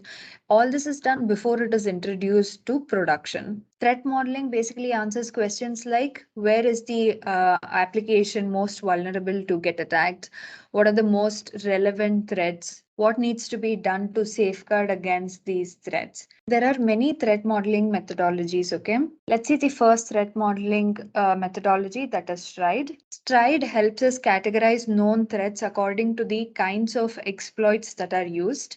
Triad is a mnemonic. S stands for spoofing. That means it checks if a user can assume the identity of a valid user or a subject. T stands for tampering. Here it checks, can an attacker alter data? R stands for repudiation.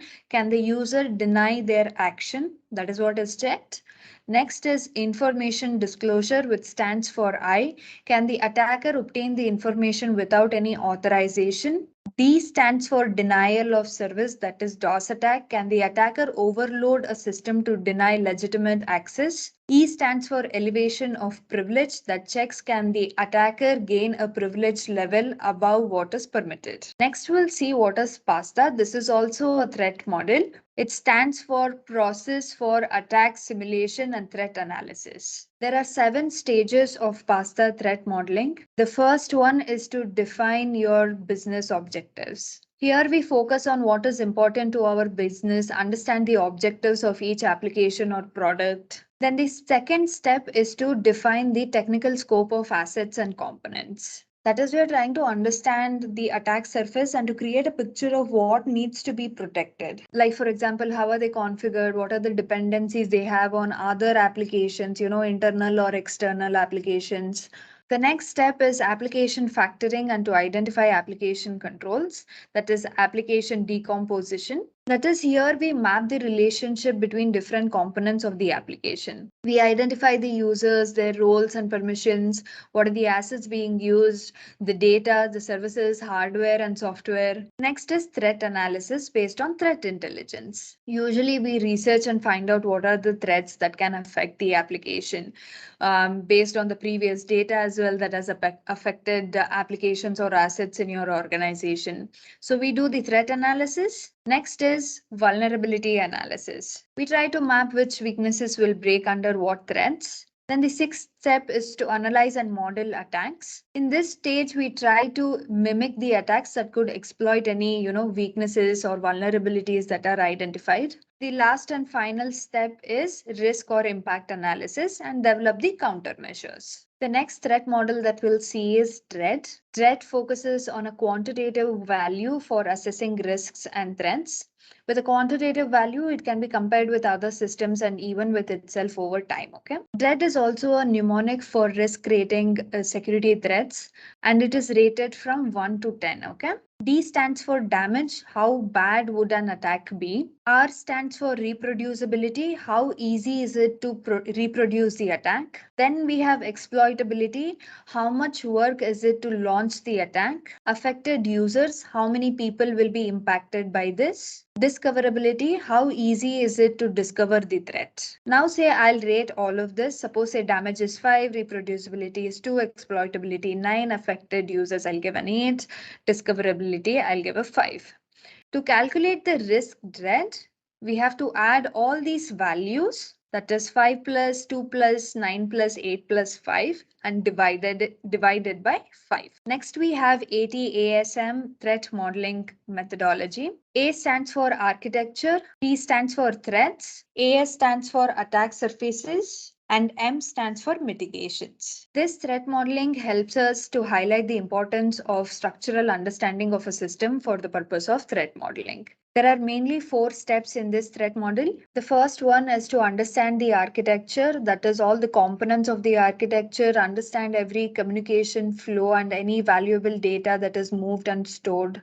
The second step is to list all the possible threat agents, find out what are their ultimate goals, and also list the typical attack methods of these threat agents, and also to list the system level objectives of these threat agents using their attack methods. The third step is related to the attack surfaces. Here we decompose the architecture and expose every possible attack surface, apply the attack methods for expected objectives, and then we apply the attack methods. Also, we filter out threat agents who have no attack surfaces exposed to their typical methods. Then we have the last step as mitigation. Here we list all the existing security controls for each attack surface, and then we filter out the attack surface for which there is sufficient existing protection. And also we apply new security controls to the set of attack services for which there isn't any sufficient mitigation. We try to build defense in depth in this step, okay?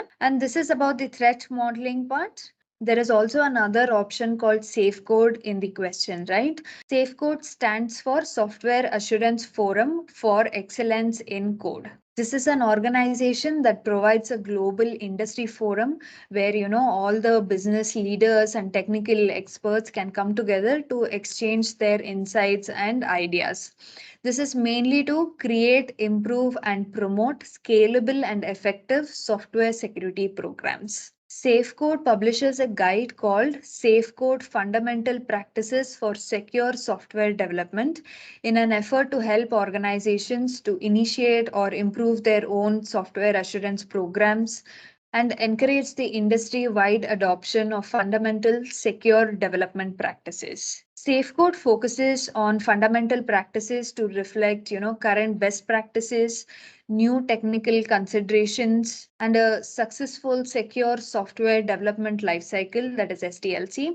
It also focuses on application security control, how to come up with a secure design. It talks about threat modeling, also talks about, secure coding practices. It talks about security risk inherent in the use of third-party components. It focuses on the security findings, how to manage them, vulnerability response and disclosure. It also talks about, testing and validation. It also focuses on planning the implementation and deployment of secure development practices. Now that we know what is a threat model, what are the methodologies used in threat modeling, and what are all the options of the question that is given, let's go back to the question. Option A is ATASM. Yes, we saw that it is a threat model which focuses on the structural understanding, that is the architectural understanding. Option B is DREAD. We saw what are the mnemonics of DREAD and how it helps in threat modeling. Next one is PASTA. We saw the 7 steps in PASTA that is used for threat modeling. So all these are threat models. Option D is SAFECode. This is not a threat model. It is used for secure coding practices. So the answer to today's question is SAFECode. Let's go to the next question. Which one of the following is EAL4 in common criteria? Option A, semi-formally verified, designed and tested. Option B, methodically tested and checked. Option C, semi-formally designed and tested. Option D, methodically designed, tested, and verified. What is common criteria, right? CC. It is one of the ways to evaluate cloud service providers' services or products. It is an international set of guidelines and specifications that was developed for evaluating information security products. This is to ensure that they meet an agreed upon security standard for government entities and agencies. Okay. This is also referred to as ISO 15408. This is evaluating the information security products to ensure that they do what they say they do. Okay. Common criteria needs to be verified by a vendor neutral third party. It tells us how thoroughly the product has been tested. Common criteria focuses only on certifying the product. It does not include business or administrative processes. Now let's see the key concepts of common criteria. The first one is TOE, that is target of evaluation. This is the vendor, product, device, or system that needs to be reviewed for CC certification. Next one is PP, that is protection profile. This mainly answers the question, what does the customer need? That is the desired security features. Like it identifies security requirements for a class of products, like for example, a firewall or intrusion detection systems. Products can comply with more than one protection profile. Okay. Then we have something called as ST.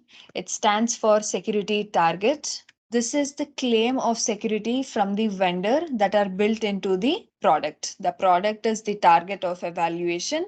This is the vendor self-assessment detailing how the product conforms to the relevant protection profile.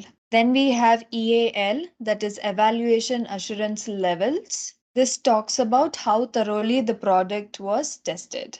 Evaluation assurance levels have ratings from 1 to 7, that is EAL1 to EAL7.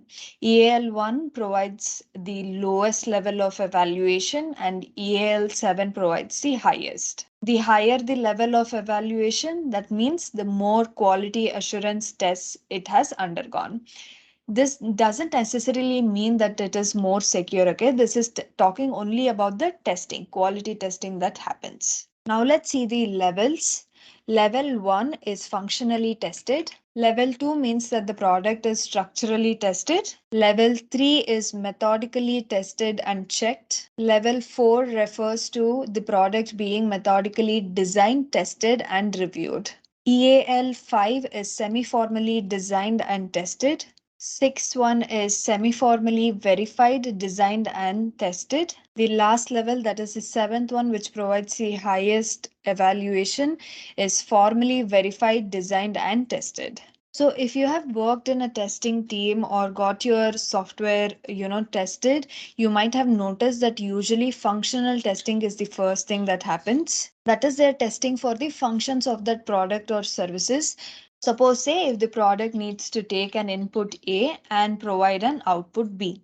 So that is what they'll test for. They'll input A and then check if the output is B. Then after functional testing, it is usually the structural testing, first and second. Now we'll go back to the last one, that is the highest one. Obviously, formally designed, verified, and tested should be the last one because of the name formally everything is done, right? Before that, we have two levels of semi-formally done, tested. First one is semi-formally designed and tested. That is the fifth option, fifth level. The sixth level that you seen, it is verified, designed, and tested. Verified adds a higher level of evaluation. Hence, sixth one is verified and fifth one is only designed and tested. And then third and fourth, we have methodically tested. Third one is only tested and checked, whereas the fourth one provides higher evaluation than the third one, being designed, tested, and reviewed. So you don't have to memorize this. Try to understand the logic and you'll be able to form these levels. So level 1 is functionally tested, level 2 is structurally tested, level 3 is methodically tested and checked, level 4 is methodically designed, tested, and reviewed, level 5 is semi-formally designed and tested, level 6 is semi-formally verified, designed, and tested, level 7 is formally verified, designed, and tested. Now let's see the steps to successfully submit a product for evaluation according to the common criteria. The first step is that The vendor must detail the security features of a product using a security target, that is ST. The second step is that the product, along with this security target, right, goes to a certified laboratory for testing the product's security features and to evaluate how well it meets the specifications defined in the protection profile. Then step 3, a successful evaluation will lead to an official certification of that product. Okay. Now that we understand what is common criteria, let's go back to our question. So in this question, we are looking for the level 4 of common criteria. Option A is semi-formally verified, designed and tested. This is level 6. Then next we have methodically tested and checked. This is level 3. Then we have semi-formally designed and tested. That is level 5. And option D is methodically designed, tested and reviewed. That is level 4. So the right answer to our question today is option D, methodically designed, tested and reviewed. That is level 4 of common criteria. Let's go to the next question. Which of the following is a false statement? Option A, symmetric encryption is cheap, asymmetric encryption is expensive. Option B, symmetric encryption is slow, asymmetric encryption is fast. Option C, symmetric encryption doesn't scale well, asymmetric encryption scales well. Option D, symmetric encryption is computationally inexpensive, asymmetric encryption is computationally expensive. There are two major encryption types: symmetric encryption and asymmetric encryption. Symmetric encryption is also called as shared key or shared secret encryption. Asymmetric encryption is called public key encryption. In symmetric cryptography, we use only one key. The same key is used to decrypt and encrypt. Suppose you have the plain text, you are using key 1 to encrypt it and convert it into ciphertext. Plain text is something that everybody can make sense of, like it's written in normal language. Ciphertext is something which is gibberish and it doesn't make sense to the hackers if they don't have the key, to anybody for that matter, right? Now, if I want to decrypt the ciphertext to get the plain text, I'm going to use the same key, that is key 1. Because you're using the same key to encrypt and decrypt, this key needs to be a secret. Hence, symmetric encryption is called as shared key or shared secret key. Now, let's see how asymmetric encryption works. You have the plain text. You use public key to encrypt it and convert it to ciphertext. Then if you want to decrypt it, you use private key. So asymmetric encryption uses a mathematically related public-private key pair. If you're using public key to encrypt, then you're using private key to decrypt it. If you're using private key to encrypt, then you're using public key to decrypt it. Because symmetric encryption has only one key and one mathematical process, it is faster comparatively and computationally inexpensive compared to the asymmetric encryption. So asymmetric encryption is slower and computationally expensive and compared to the symmetric one. Also, cost-wise, symmetric is less expensive than the asymmetric encryption. Symmetric encryption only provides confidentiality, whereas asymmetric encryption provides confidentiality, authenticity, that is the message origin, non-repudiation, and it can also be used with hashing to provide integrity. Symmetric key, the key distribution method requires an out-of-band method because there is only one key and that key needs to be kept as a secret. But in asymmetric encryption, you don't need out-of-band key distribution because it is fine to share the public key with anyone. Only the private key needs to be a secret. So the private key is always with the owner. It is very rarely, almost not shared with anybody. Only the public key is shared. Symmetric encryption is generally used for handling large amount of data, whereas asymmetric is for small amount of data. Symmetric encryption doesn't scale well, whereas asymmetric encryption relatively scales well as users increase. The use cases for symmetric encryption are data at rest encryption, TLS session keys. Use cases for asymmetric is digital signatures, exchange of shared secret keys. So I mentioned that symmetric encryption requires out of band key distribution. Asymmetric encryption can be used to exchange shared secret key, that is the asymmetric key. Once the symmetric keys are exchanged using out of band key distribution method, that is we are using asymmetric encryption here, we can start using asymmetric encryption from there onwards. Examples of symmetric encryption algorithms: triple DES, AES, IDEA, Blowfish. DES is also symmetric, but DES is considered to be not secure. Asymmetric algorithms include RSA, ELGAMAL, elliptical curve, ECC. So now that we know the differences between asymmetric and symmetric encryption, let's go back to our question. Which of the following is a false statement? Symmetric encryption is cheap, asymmetric encryption is expensive. Yes, that is correct. Symmetric encryption is slow, asymmetric encryption is fast. No, when compared with each other, asymmetric is slower than symmetric encryption because symmetric encryption has only one key and one mathematical process. Symmetric encryption doesn't scale well, asymmetric encryption scales well. That is also correct. Symmetric encryption is computationally inexpensive, asymmetric encryption is computationally expensive.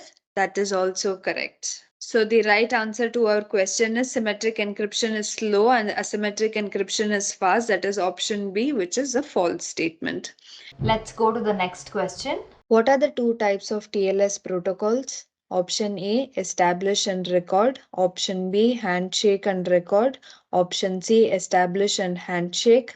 Option D, negotiate and establish. TLS stands for Transport Layer Security. It's a security protocol which is very widely used. It is a successor of SSL protocol. It encrypts data sent over the internet just to make sure that eavesdroppers or hackers are unable to see what is transmitted. It is usually used to secure web traffic, but it can be used for other network communications as well. TLS uses public key cryptography to exchange a shared secret key. Also, TLS uses a new symmetric key for each secure connection or session. This key is hence called a session key because it is generated for every session. TLS has two protocols. The first one is TLS handshake protocol and the TLS record protocol. The handshake protocol is responsible for negotiating and establishing the TLS connection between the two parties that want to communicate. The handshake protocol enables a secure communication channel. It exchanges the information needed for authentication between the two parties, right? It is responsible for negotiating what encryption algorithms will be used for the actual communication.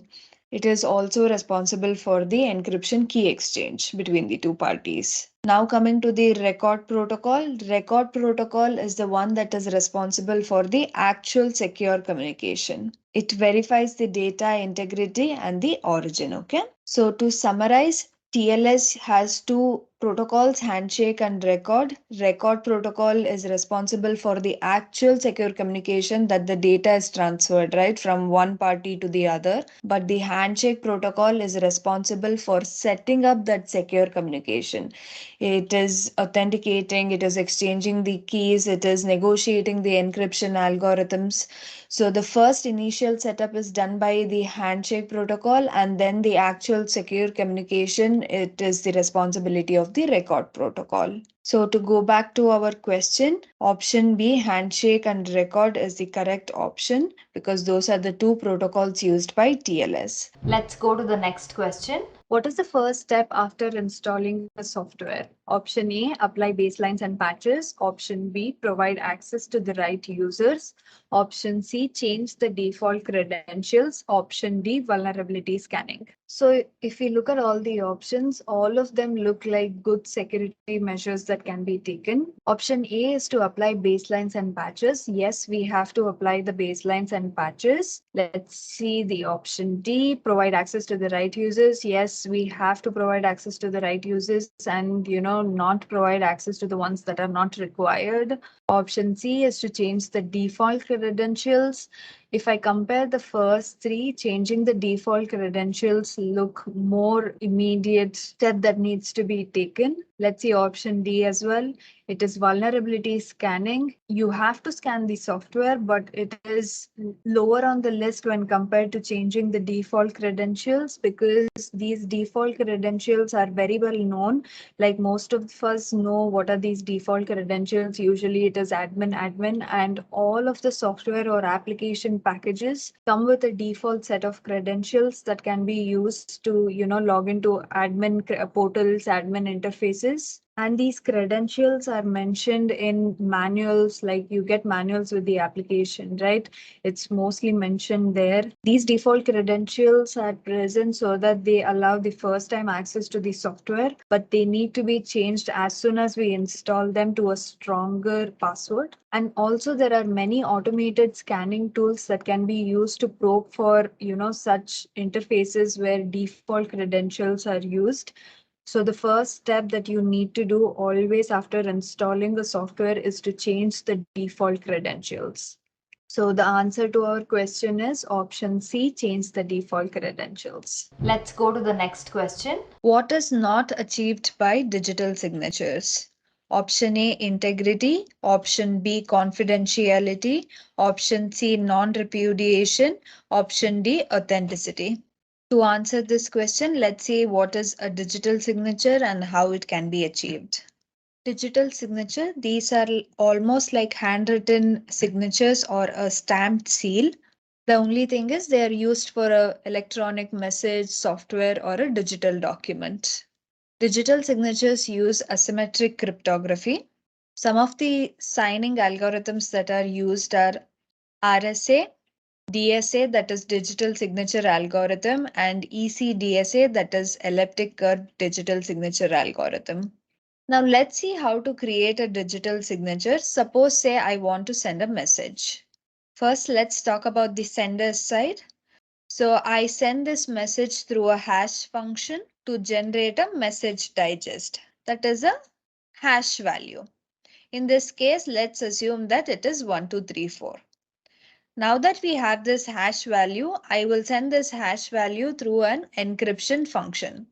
And I will use my private key, that is sender's private key, to create the encryption, to encrypt this.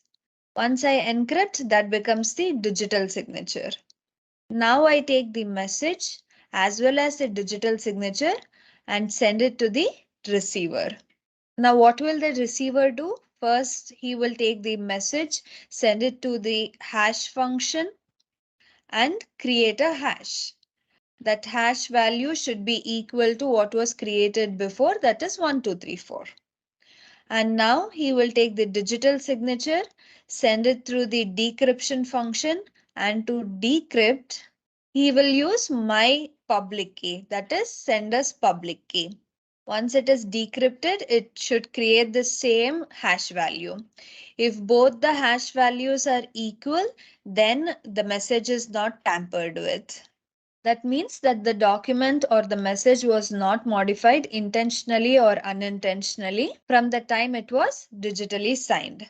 That means we have integrity here. If the message was tampered or modified, then the hash value would have changed, but in this case it has not. So there is integrity, okay? And because the receiver was able to decrypt the message using the sender's public key, that means the message is authentic. The message that was encrypted by the sender's private key can be decrypted only using the sender's public key, and the private key only the sender has it. So now we know that the message was sent by this sender alone. So it proves the origin of the message. Now coming to the non-repudiation part. Non-repudiation is a combination of integrity and the origin of the message, that is authenticity. So here the sender cannot deny that he sent the message and that exact message was sent. That exact message was sent because of the integrity. He sent the message because of the authenticity. Integrity we achieved by checking the hash value, and authenticity we achieved by decrypting the message using the sender's public key. So with digital signature, we can achieve integrity, authenticity, and non-repudiation. But we don't achieve confidentiality because the message that we send, the actual message, was unencrypted.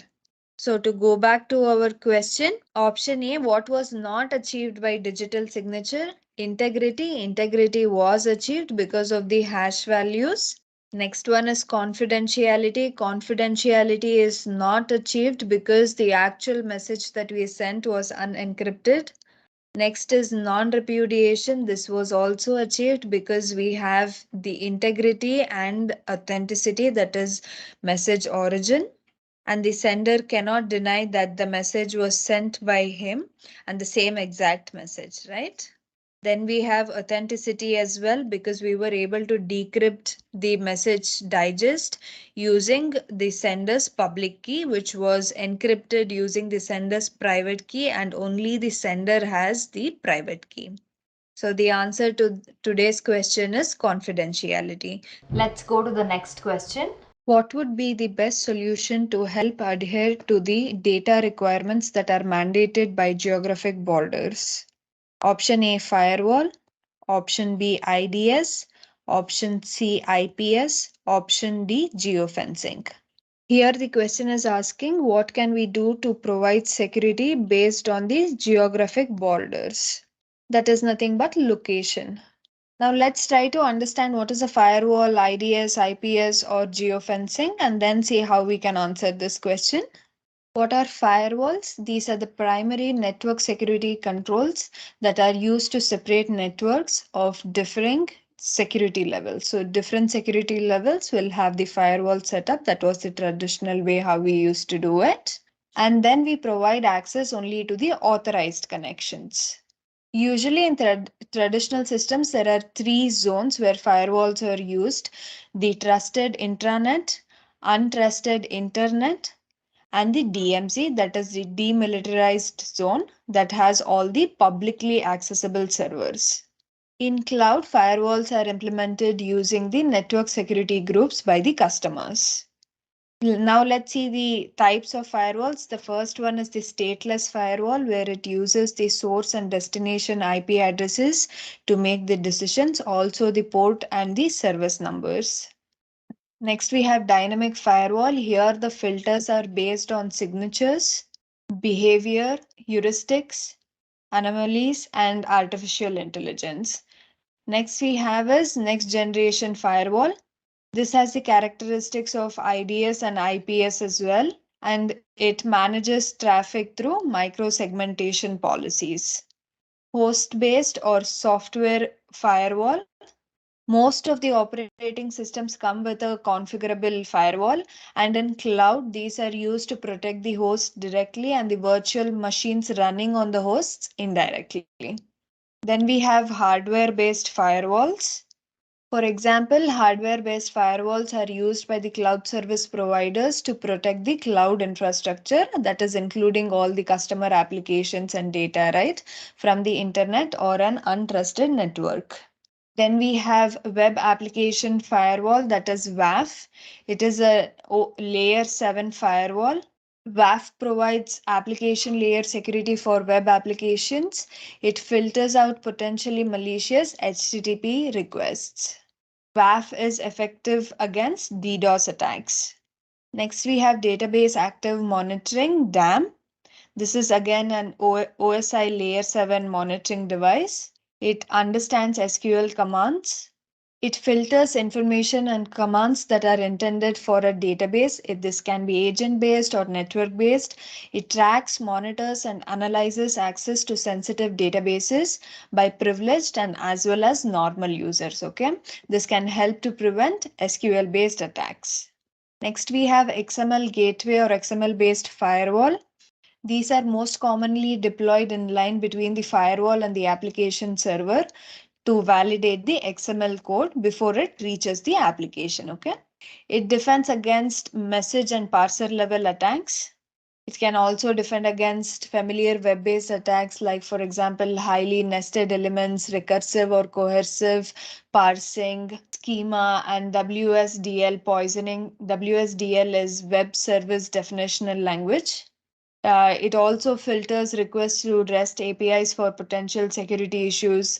It can either be hardware or software. It can implement controls such as DLP, AV, etc. Next, we have API Gateway. This moderates calls, authorization, and access controls to APIs and enforces security requirements. This can also be implemented as a proxy. Next, let's see what are intrusion detection systems and intrusion prevention systems. This can impact performance. IDS is passive and IPS is active. Both of them monitor the traffic. When they detect something malicious, when they find something suspicious, IDS only alerts, but IPS can also block the traffic. IPS can also be a single point of failure. And then we have network IDS and IPS, which are located to monitor all network traffic. Then we have a host IDS and IPS, which is located to monitor all traffic to and from a host. Then we have geofencing systems.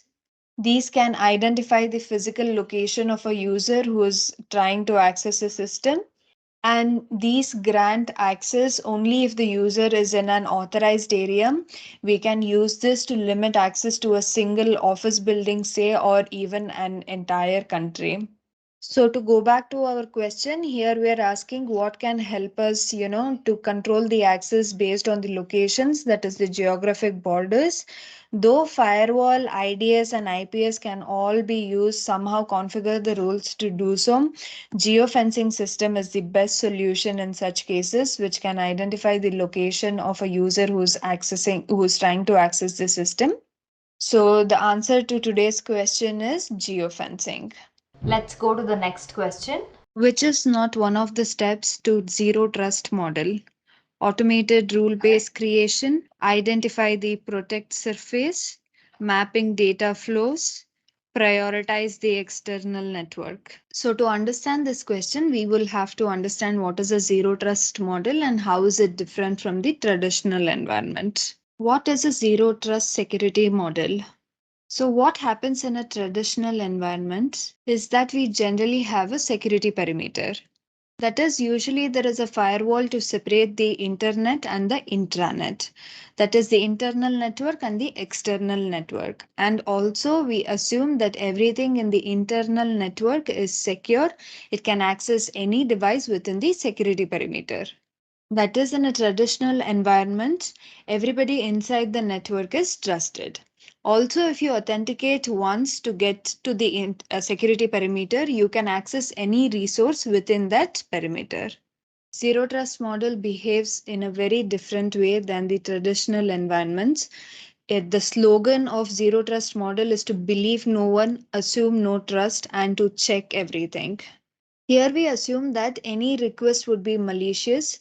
We never grant trust implicitly, but it is always continuously evaluated. No one inside or outside the organization or the network is trusted unless the identification of that user has been thoroughly checked, and the assumption is that everyone can be compromised. So everyone's access should be verified. Here, access to resources are never based on location. Rather, the location is irrelevant when it comes to providing access. We don't trust any location or any device unless it is authenticated. And suppose say you need access to application A and your identity is verified, then you're given access only to the application A and not to the other applications in the environment or the network just because your identity was verified. There are 5 steps to a secure zero trust model. The first one is to identify all the resources, that is inventory. It is also to identify the protect surface, in the sense what you want to protect. The second step is to map the data flows of the sensitive data. This is to identify the transactional flows. The third step is to architect zero trust environments. Here we consider many mechanisms, security ones. For example, just-in-time access. Here you are given access only for a particular period of time, say for example 8 hours, and then you will have to re-authenticate. The next one is the just enough access. Here only the minimum privilege needed to carry out any request and only for a certain duration of the time is given to the user. No extra access is provided. The next security mechanism is encryption or tokenization. This is to decrease the sensitivity of the data and to reduce the attack surface. The next security mechanism is micro-segmentation. Here, the workloads in a network or cloud environment or in a data center are isolated in order to limit the effect of malicious lateral movement. This is a method for managing network access between workloads in a data center or a cloud environment. This limits traffic based on the principle of least privilege. The basics of micro-segmentation is to understand the traffic within the data center, that is east-west traffic flow, and the traffic to or from the internet, that is the north-south traffic flow, to provide protection. The fourth step to zero trust model is to create an automated rule base or to define dynamic policies. The access to any resource is determined by dynamic policy. This can be based on behavioral or environmental conditions. These access management systems can also check the device health. For example, if a device is up to date and has all the patches applied, if a device check fails or the user tries to access the resource from an unapproved or say unmanaged device, their request will be denied. Access policies can also vary based on adjustments to the sensitivity of the resources being accessed. The fifth and the last step to a secure zero trust model is continuous monitoring. SIEM and SOAR solutions, that is Security Information and Event Management System, that is SIEM solution, Security Orchestration, Automation and Response solution, that is SOAR solution. A combination of this can be used to get visibility into the network activity and the ability to respond instantaneously to any security issue. Now that we understand what is a zero trust model, let's try to understand the question and answer it. So it is asking which is not one of the steps to zero trust model. Option A, automated rule-based creation. Yes, this is a step to zero trust model. That is the second step where we are defining dynamic policies. So this is not the answer. Identify the protect surface. Yes, this is to inventory all the assets. Mapping data flows. Yes, we need to understand how the data flows so that we provide the necessary protection. Option D, prioritize the external network. No, this does not happen in zero trust model. Internal and external networks are treated equally and the same level of authentication process is presented to both of them. The access is never granted based on location in zero trust model. So the answer to the question is option D, prioritize the external network. You don't have to know the 5 steps to answer this question. Knowing how a zero trust model works is more than enough to answer this. Let's go to the next question. What refers to the trustworthiness of the data? Option A, sensitivity. Option B, integrity. Option C, confidentiality. Option D, durability. To understand this question, we will have to know the meaning of trustworthiness of the data.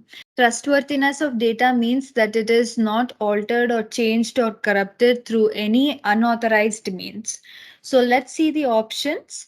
The option A is sensitivity. Sensitivity talks about the classification of the data. Sensitive data is the classified information that must be protected against unauthorized access. So that is not related to the trustworthiness. So that's not our answer. So let's see option B. Option B is data integrity. Data integrity is the accuracy, consistency, completeness, and reliability of data throughout its life cycle. So it means that the data should not be altered or corrupted through unauthorized means. So that can be the answer to this question, but we will also see the other two options. Option C is confidentiality. Data confidentiality is about protecting the data against unauthorized access, unintentional access, and unlawful access as well. Access, disclosure, or theft. It is protecting against all this. So this is not the answer. It doesn't talk about the trustworthiness again. The next option is durability. You might have heard this word a lot when you're using BCDR. So how durable is the data center? Meaning, can it handle the load, withstand any damage? The same logic or concept can be applied to any system. For example, a question which asks, can a server handle the load or withstand the damage, talks about the durability of that server. So this is also not the answer. Like we discussed, integrity is our answer. Integrity is making sure that the data is accurate, consistent, complete, and reliable, which talks about the trustworthiness of that data. Let's go to the next question. How is single loss expectancy SLE calculated? Option A, asset value into annualized loss expectancy, asset value into annualized rate of occurrence, asset value into exposure factor, asset value into return on investment. We will not just discuss what is the answer for this, we'll also see what is the use of SLE, how it is calculated, where it is used, and what is the purpose, right? Single loss expectancy is calculated during the quantitative method of risk assessment. Risk analysis has different methods. We will talk about this in a minute. So, what is risk analysis? Right, risk analysis helps us to measure the probability and the consequences of any known risk. So the goals of risk analysis, actually there are 4 goals of risk analysis. First is to identify the organizational assets and their values, and then to identify the vulnerabilities and the threats, and then to measure the probability and the impact of any risk. And the fourth one is to balance the cost of countermeasure and the impact of threats, right? There are different methodologies to carry out risk assessment, but today we will discuss about NIST SP 830. So what happens in any organization or most of the organizations, right? They take a standard and then they customize it according to their needs. So now let's see the steps involved in NIST SP 830. This is Risk Management Guide for Information Technology Systems, okay? So the first step in here is to define the scope. That is, what are the assets that needs to be considered for this particular assessment, or everything under the organization belt is considered. What is the value of these assets? What is the criticality and the sensitivity of these? What are the functions? What needs to be present for the organization to keep running? So it can be hardware, software, system interfaces, data and information, people, system mission, etc. Right? The next step is to identify the potential threats. Threats can be sometimes intentional or unintentional as well. There are different types of threats. For example, in natural, you can have floods, earthquakes, landslides, tornadoes. In humans, you can have intentional and unintentional. Like for unintentional acts can be, errors, carelessness, accident. Deliberate actions can be attacks, unauthorized access, physical theft or damage, right? Environmental, there is again environmental threat as well, like pollution, chemicals, power failure, etc. So what we do here, we review the historical incidents and also collect data from intelligence agencies, government, to generate a list, and this list is finally tailored according to the individual organization. The next step is to identify the vulnerabilities. This can be technical vulnerabilities or non-technical vulnerabilities. Technical vulnerabilities can be the CVE numbers that we get. Non-technical can be incomplete policy or conflicting policies.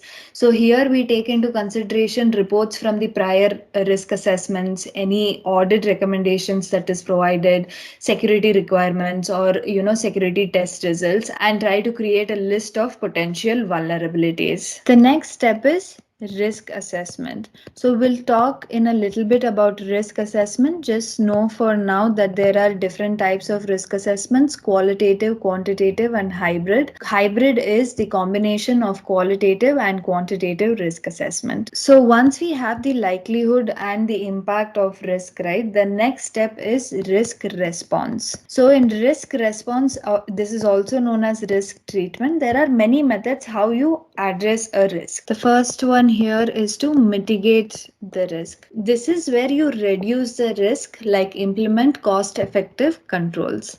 The next one is to accept the risk. Here, after careful consideration, right, the organization decides to live with it. I mean, without implementing any countermeasures. Okay, most likely here, whatever the risks that have low likelihood or low impact, right, those are the candidates for risk acceptance. The next one is to transfer the risk. Here what happens, it is given to somebody else. Like for example, you're buying an insurance or getting a service level agreement. So what you're doing, you're transferring the risk. Next one is risk avoidance. This involves changing the activity that is causing the risk. Suppose say you want to do some activity A, which is like very high risk. So what you do, you completely terminate this activity and go to activity B, which has less risk. And the next option is to ignore or reject the risk. This is not at all an acceptable option. It is not a valid option because here the organization just pretends that the risk is not existing. In accept, there is a careful consideration. So they see like, okay, if I implement the countermeasures, I'm going to spend more than actually accepting the risk.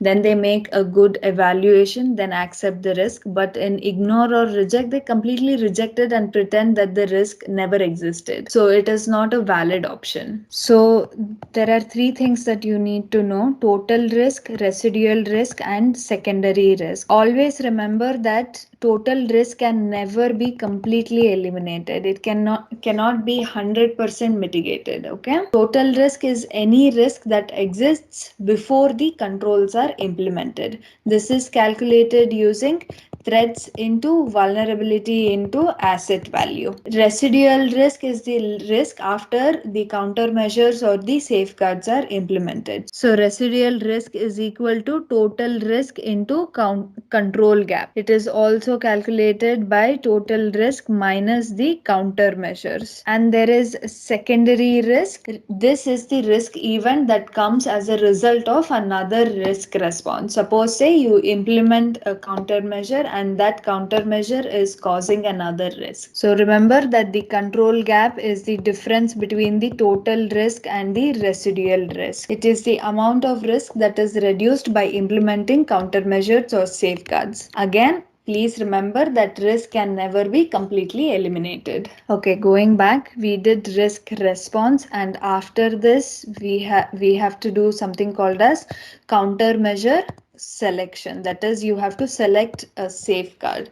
It should be cost effective and it should also be appropriate for that risk. While calculating safeguard costs, you should consider how much it costs for the purchase, development, and licensing, how much it costs for the implementation, or if there is any customization that is required, cost of annual operation, maintenance, administration, if there are any annual repairs, upgrades, productivity improvement or loss that happens, changes to the environment. Whenever there is any change, do we have to spend again?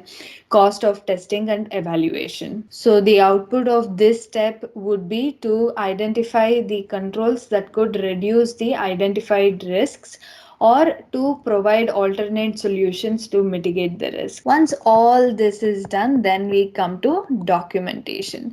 The results are documented. The results of the risk assessment are documented in an official report or it's like a briefing so that you provide it to the senior management to make their decisions on policy, procedure, budget, and system operation and management changes. Now that we know how risk assessment works, that is NIST SP 830, we will talk about risk assessment, the step we missed because it's a little bigger one, so I kept it at the last.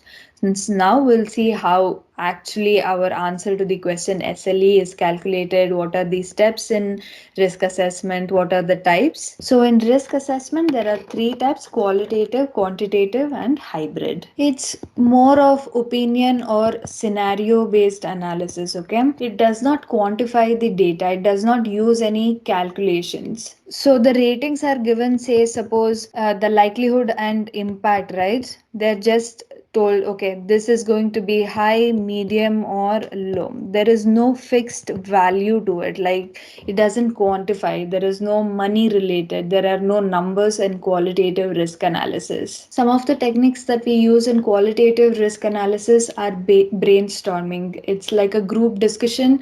You get a number of people and you throw in creative ideas and come up with a process and with a value. And then storyboarding, processes are tuned into panels of images depicting the process in this, okay? There are focus groups, we have panels of users in this, there are surveys, there are questionnaires which are provided, checklists, one-on-one meetings, there are interviews. And one more thing that you want to remember is the Delphi method here. This is a technique where it's a group discussion method where each group member can communicate anonymously with each other. The purpose of this is to promote honest and uninfluenced responses from all participants, okay? The next one is the quantitative risk analysis. This is a more mature process. Here we have monetary values that are assigned, and this is very objective in nature. Qualitative is very subjective. Okay, there are many steps in quantitative risk analysis finally to come to a numeric or monetary value, right? The first one is to assign an asset value. So the asset value can depend on the criticality of that asset to the organization, acquisition or development costs. What if we have to replace that asset value? What is the maintenance and production costs? Productivity and operational losses or impact if at all this asset is unavailable. What is the value of this asset that is provided by the owner? What is the outside valuation, that is the fair market value, that is the price others are willing to pay for that asset? And liability, what if the asset is compromised, what should be, how much loss are we in? Then the next step is to calculate the exposure factor. It is the percentage of value lost in a typical incident. This ranges from 0 to 1. Suppose say the exposure factor is 25%, then the value is 0.25. okay, the next thing that we calculate is single loss expectancy. Single loss expectancy is the cost associated with a single realized risk against a specific asset. That is, it is the dollar value lost when an asset is successfully attacked. So SLE is calculated using asset value into exposure factor. That is also the answer to this question, but we will learn more about this because this might not be the only question. There might be other things in this area. The next item we will calculate is ARO. ARO is the frequency with which a specific threat will occur within a single year. Suppose say if a threat, like for example, earthquake occurs once in 100 years, okay, then the value of ARO is 0.01. The next item here that we will calculate is ALE. ALE is the annualized loss expectancy, that is potential yearly cost of all instances of a specified threat. So ALE is calculated using SLE into ARO. The next step here is the cost benefit analysis of the countermeasure. For this, we will have to calculate the value of the safeguard. This is ALE before the safeguard minus ALE after the safeguard, and then the cost of the countermeasure. Okay, so this gives us the value of the safeguard to the company. If this value ALE1, that is the ALE before safeguard minus ALE after safeguard minus cost of countermeasure is a negative value, then the safeguard is not a financially responsible choice, but it might be a legal responsibility and prudent due care. Remember that the cost of the countermeasure should be less than the cost of the value of the assets. The cost of the countermeasure should also be less than the benefit that we get from the countermeasure. And the third method of risk analysis, that is the hybrid method, is the combination of qualitative and quantitative risk analysis. So to recap, what did we learn today? We learned about risk assessment. Risk analysis. What is the goal of risk analysis? You get the asset value, we get identify the vulnerabilities and the threats, we get the impact of the risk likelihood as well, and how to balance the cost of countermeasure and the impact of threats. We talked about the steps in NIST SP 830, that is for risk management. First, we identify the scope, that is we get the assets and the value of the assets. Then we identify the threats, natural, human and environmental threats. Then we find out the vulnerabilities, both technical and non-technical vulnerabilities. Then we do the risk assessment. In risk assessment, we have quantitative and qualitative and hybrid as well. And once the risk assessment is done, we get into risk response. In risk response, we have mitigate. This is to reduce the risk. Accept is to do the analysis and then accept the risk. Transfer is insurance or SLA. Avoidance is to not do the activity at all, just to terminate the activity. Ignore or reject is not a valid option because there is no analysis done and the organization pretends to have no risk at all. And then remember that total risk can never be completely eliminated. Total risk is equal to threats into vulnerability into asset value. Residual risk is the risk that is left after the countermeasure is implemented. It is total risk into control gap. It is also total risk minus the countermeasure. Secondary risk is the risk that is that occurs because of the countermeasure that is implemented. And then we identify the countermeasure, what needs to be done. It's like preventative, deterrent, all the countermeasures, and then we document all the results so that it can be presented to the senior management so that they can make their decisions on policy, procedure, budget and management changes. So when we talk about risk assessment, qualitative risk assessment is a subjective option. It just assigns values, likelihood and risk, likelihood and impact, saying high, medium, low or extreme.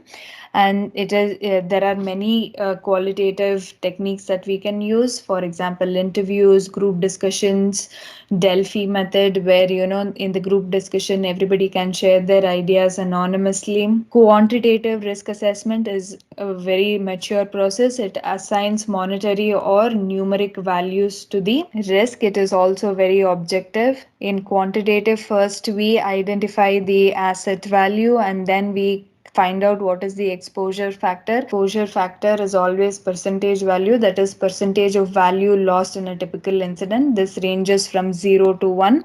And then we calculate single loss expectancy, that is asset value into exposure factor. It is the dollar value lost when an asset is successfully attacked. Then we calculate ARO, that is annualized rate of occurrence, that is the frequency with which a specific threat will occur within a single year. It is also known as probability determination. And then we have ALE, annualized loss expectancy. It is the possible yearly cost of all instances of a specific threat against one specific asset, and it is calculated using SLE into ARO. Then we have cost benefit analysis.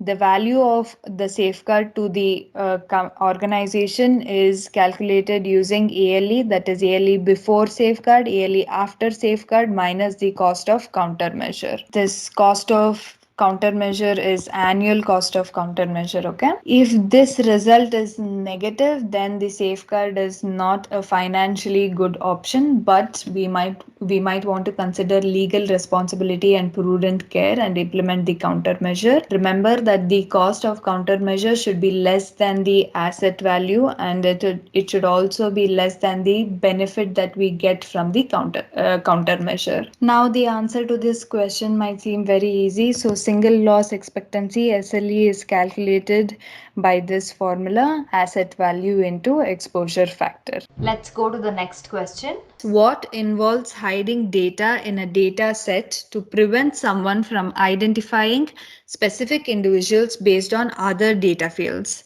Option A, obfuscation. Option B, tokenization. Option C, anonymization. Option D, masking. Now let's discuss the question and the options. The first thing that you notice in the question is hiding data. What helps you to hide the data? And also it says that prevent someone from identifying specific individuals based on other data fields. These are the two keywords. Hiding data, all of these options help us to hide data. In cloud or anywhere else, right, hiding the actual data becomes necessary, especially when it is sensitive data. Option A is obfuscation. Obfuscation and masking are the same. Okay, they help making the data less meaningful. It is the process of omitting sensitive information. Okay, they have many techniques to hide or omit the data. For example, the first one is substitution. In substitution, the real data is substituted or replaced or even sometimes appended with some unrelated data. There are two types of substitution. The first one is random substitution and the other one is algorithmic substitution. Okay, in random substitution, the real data is substituted with some random values. For example, if the actual value is welcome, it is substituted with something like W instead of E, I'm going to write a 3. Instead of L, I'm going to write an exclamatory. C, instead of O, I will write 0, M, and again 3.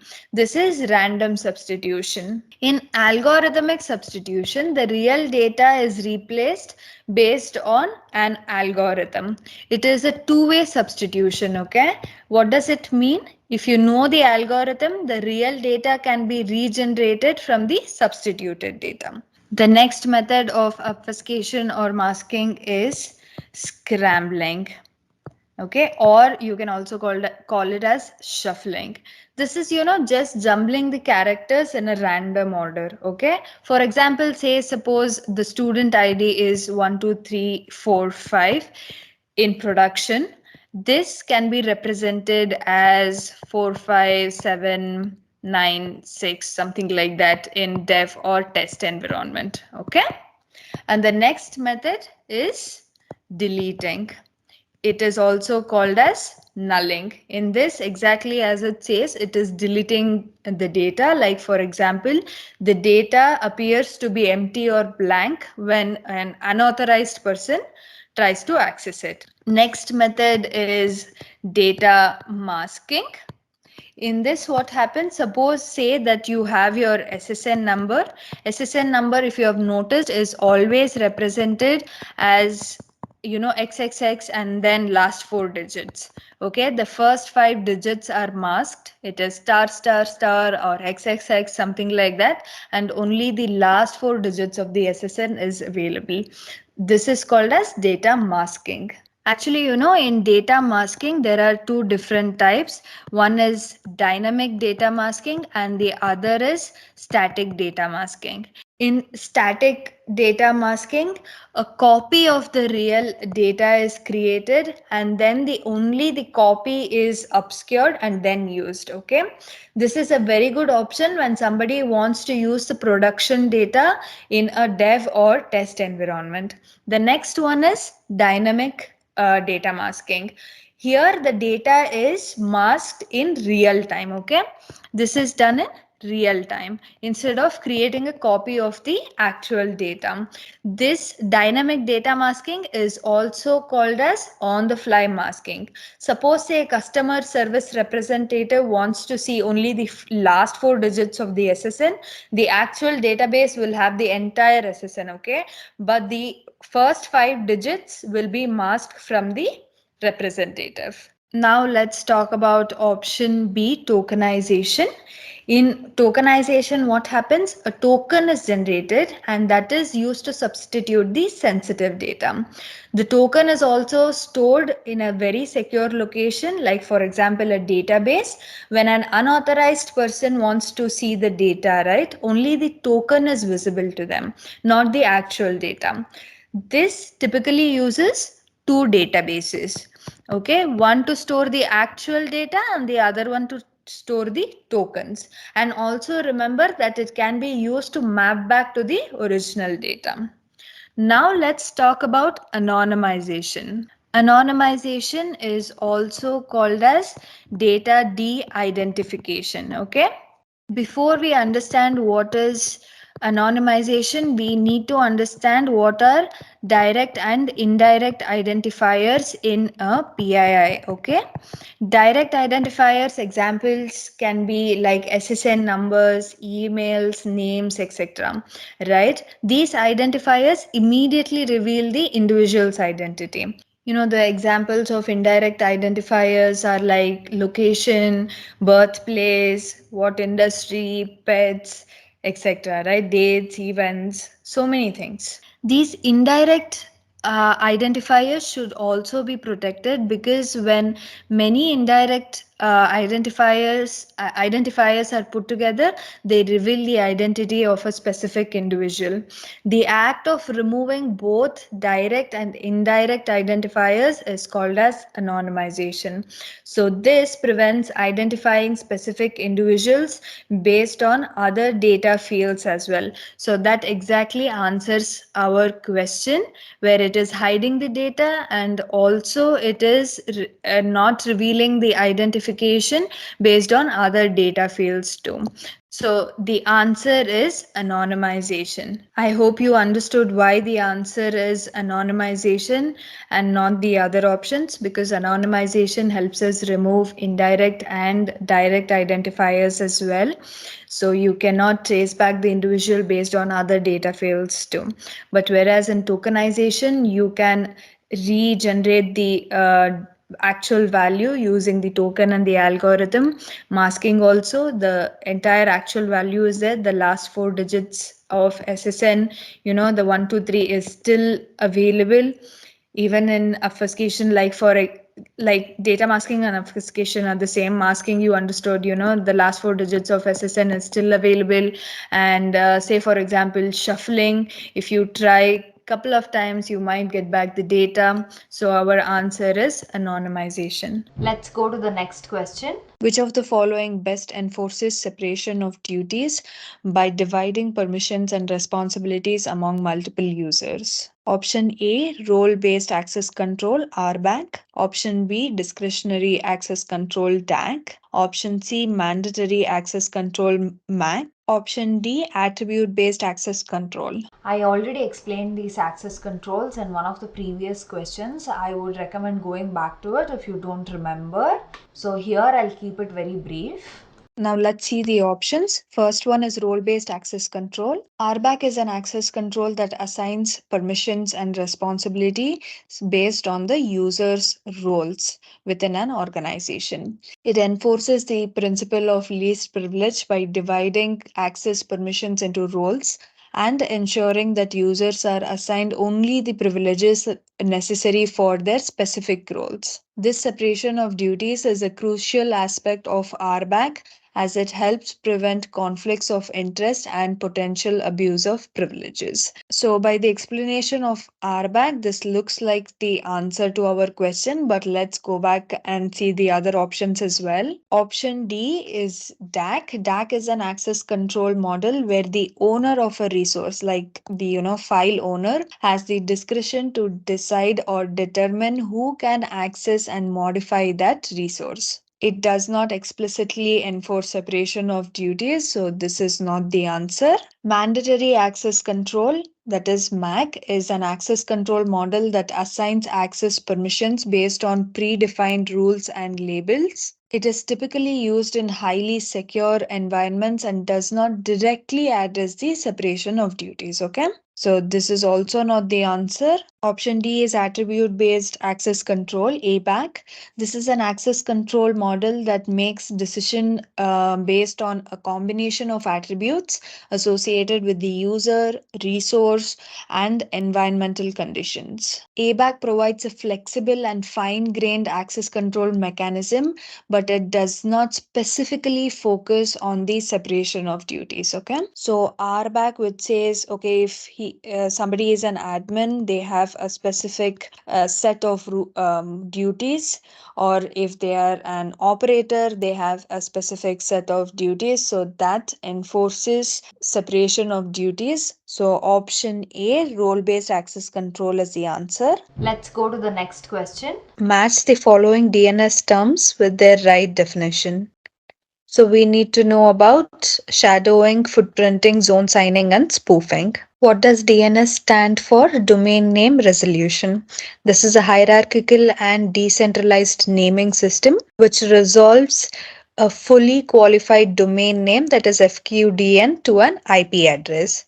That is, it allows the use of user-friendly names instead of using the IP addresses, okay? It operates over UDP port 53. On a higher level, when you type in any domain in your browser, like for example, google.com, a request is sent to the DNS server asking what is the IP address of this domain. That is, this domain is google.com in this case. And then the DNS server will give you the IP address saying this is the IP address of google.com. Once you have the IP address of the domain, you go to that IP address, maybe it is a web server, and then you request for maybe say a file, and then you get a response from the web server saying this is the file here, yeah? Let's see some of the threats to the DNS infrastructure. The first one is footprinting. Here, what an attacker does is he attempts to gather DNS zone data information for a domain, okay? Like using zone transfer. We'll see what is drone transfer in a minute. This is in order to get the entire target environment mapped out. Like for example, he's trying to gather DNS domain names, computer names, IP addresses, right? Zone transfer is a process by which the information between different DNS servers are maintained to be the same. Like they send copies of information from one DNS server to the other so that all of them have the same information, okay? Then there is denial of service attack. Here, like any other DOS attack, the availability of network services is impacted by flooding one or more DNS servers in the network with queries. Then we have the redirection attack. Here, an attacker can redirect queries for DNS names to servers that are under the control of the attacker. Then we have spoofing. Here, when a DNS server accepts and uses incorrect information, right, from a host that is not supposed to give this information, then it is called spoofing. DNS spoofing is in fact nothing but malicious cache poisoning attack where forged data is placed in the cache of the name servers. Then we have data modification as well, like for example, an attempt by the attacker to spoof valid IP addresses in the IP packets that the attacker has created. When somebody does this, it gives the packets the appearance of coming from a valid IP address. And with a valid IP address, the attacker can gain access to the network, destroy data, or conduct other attacks. And then we have DNS shadowing attack. Here, the attacker can gain access to the domain registrant's account and then create subdomains from the parent domain.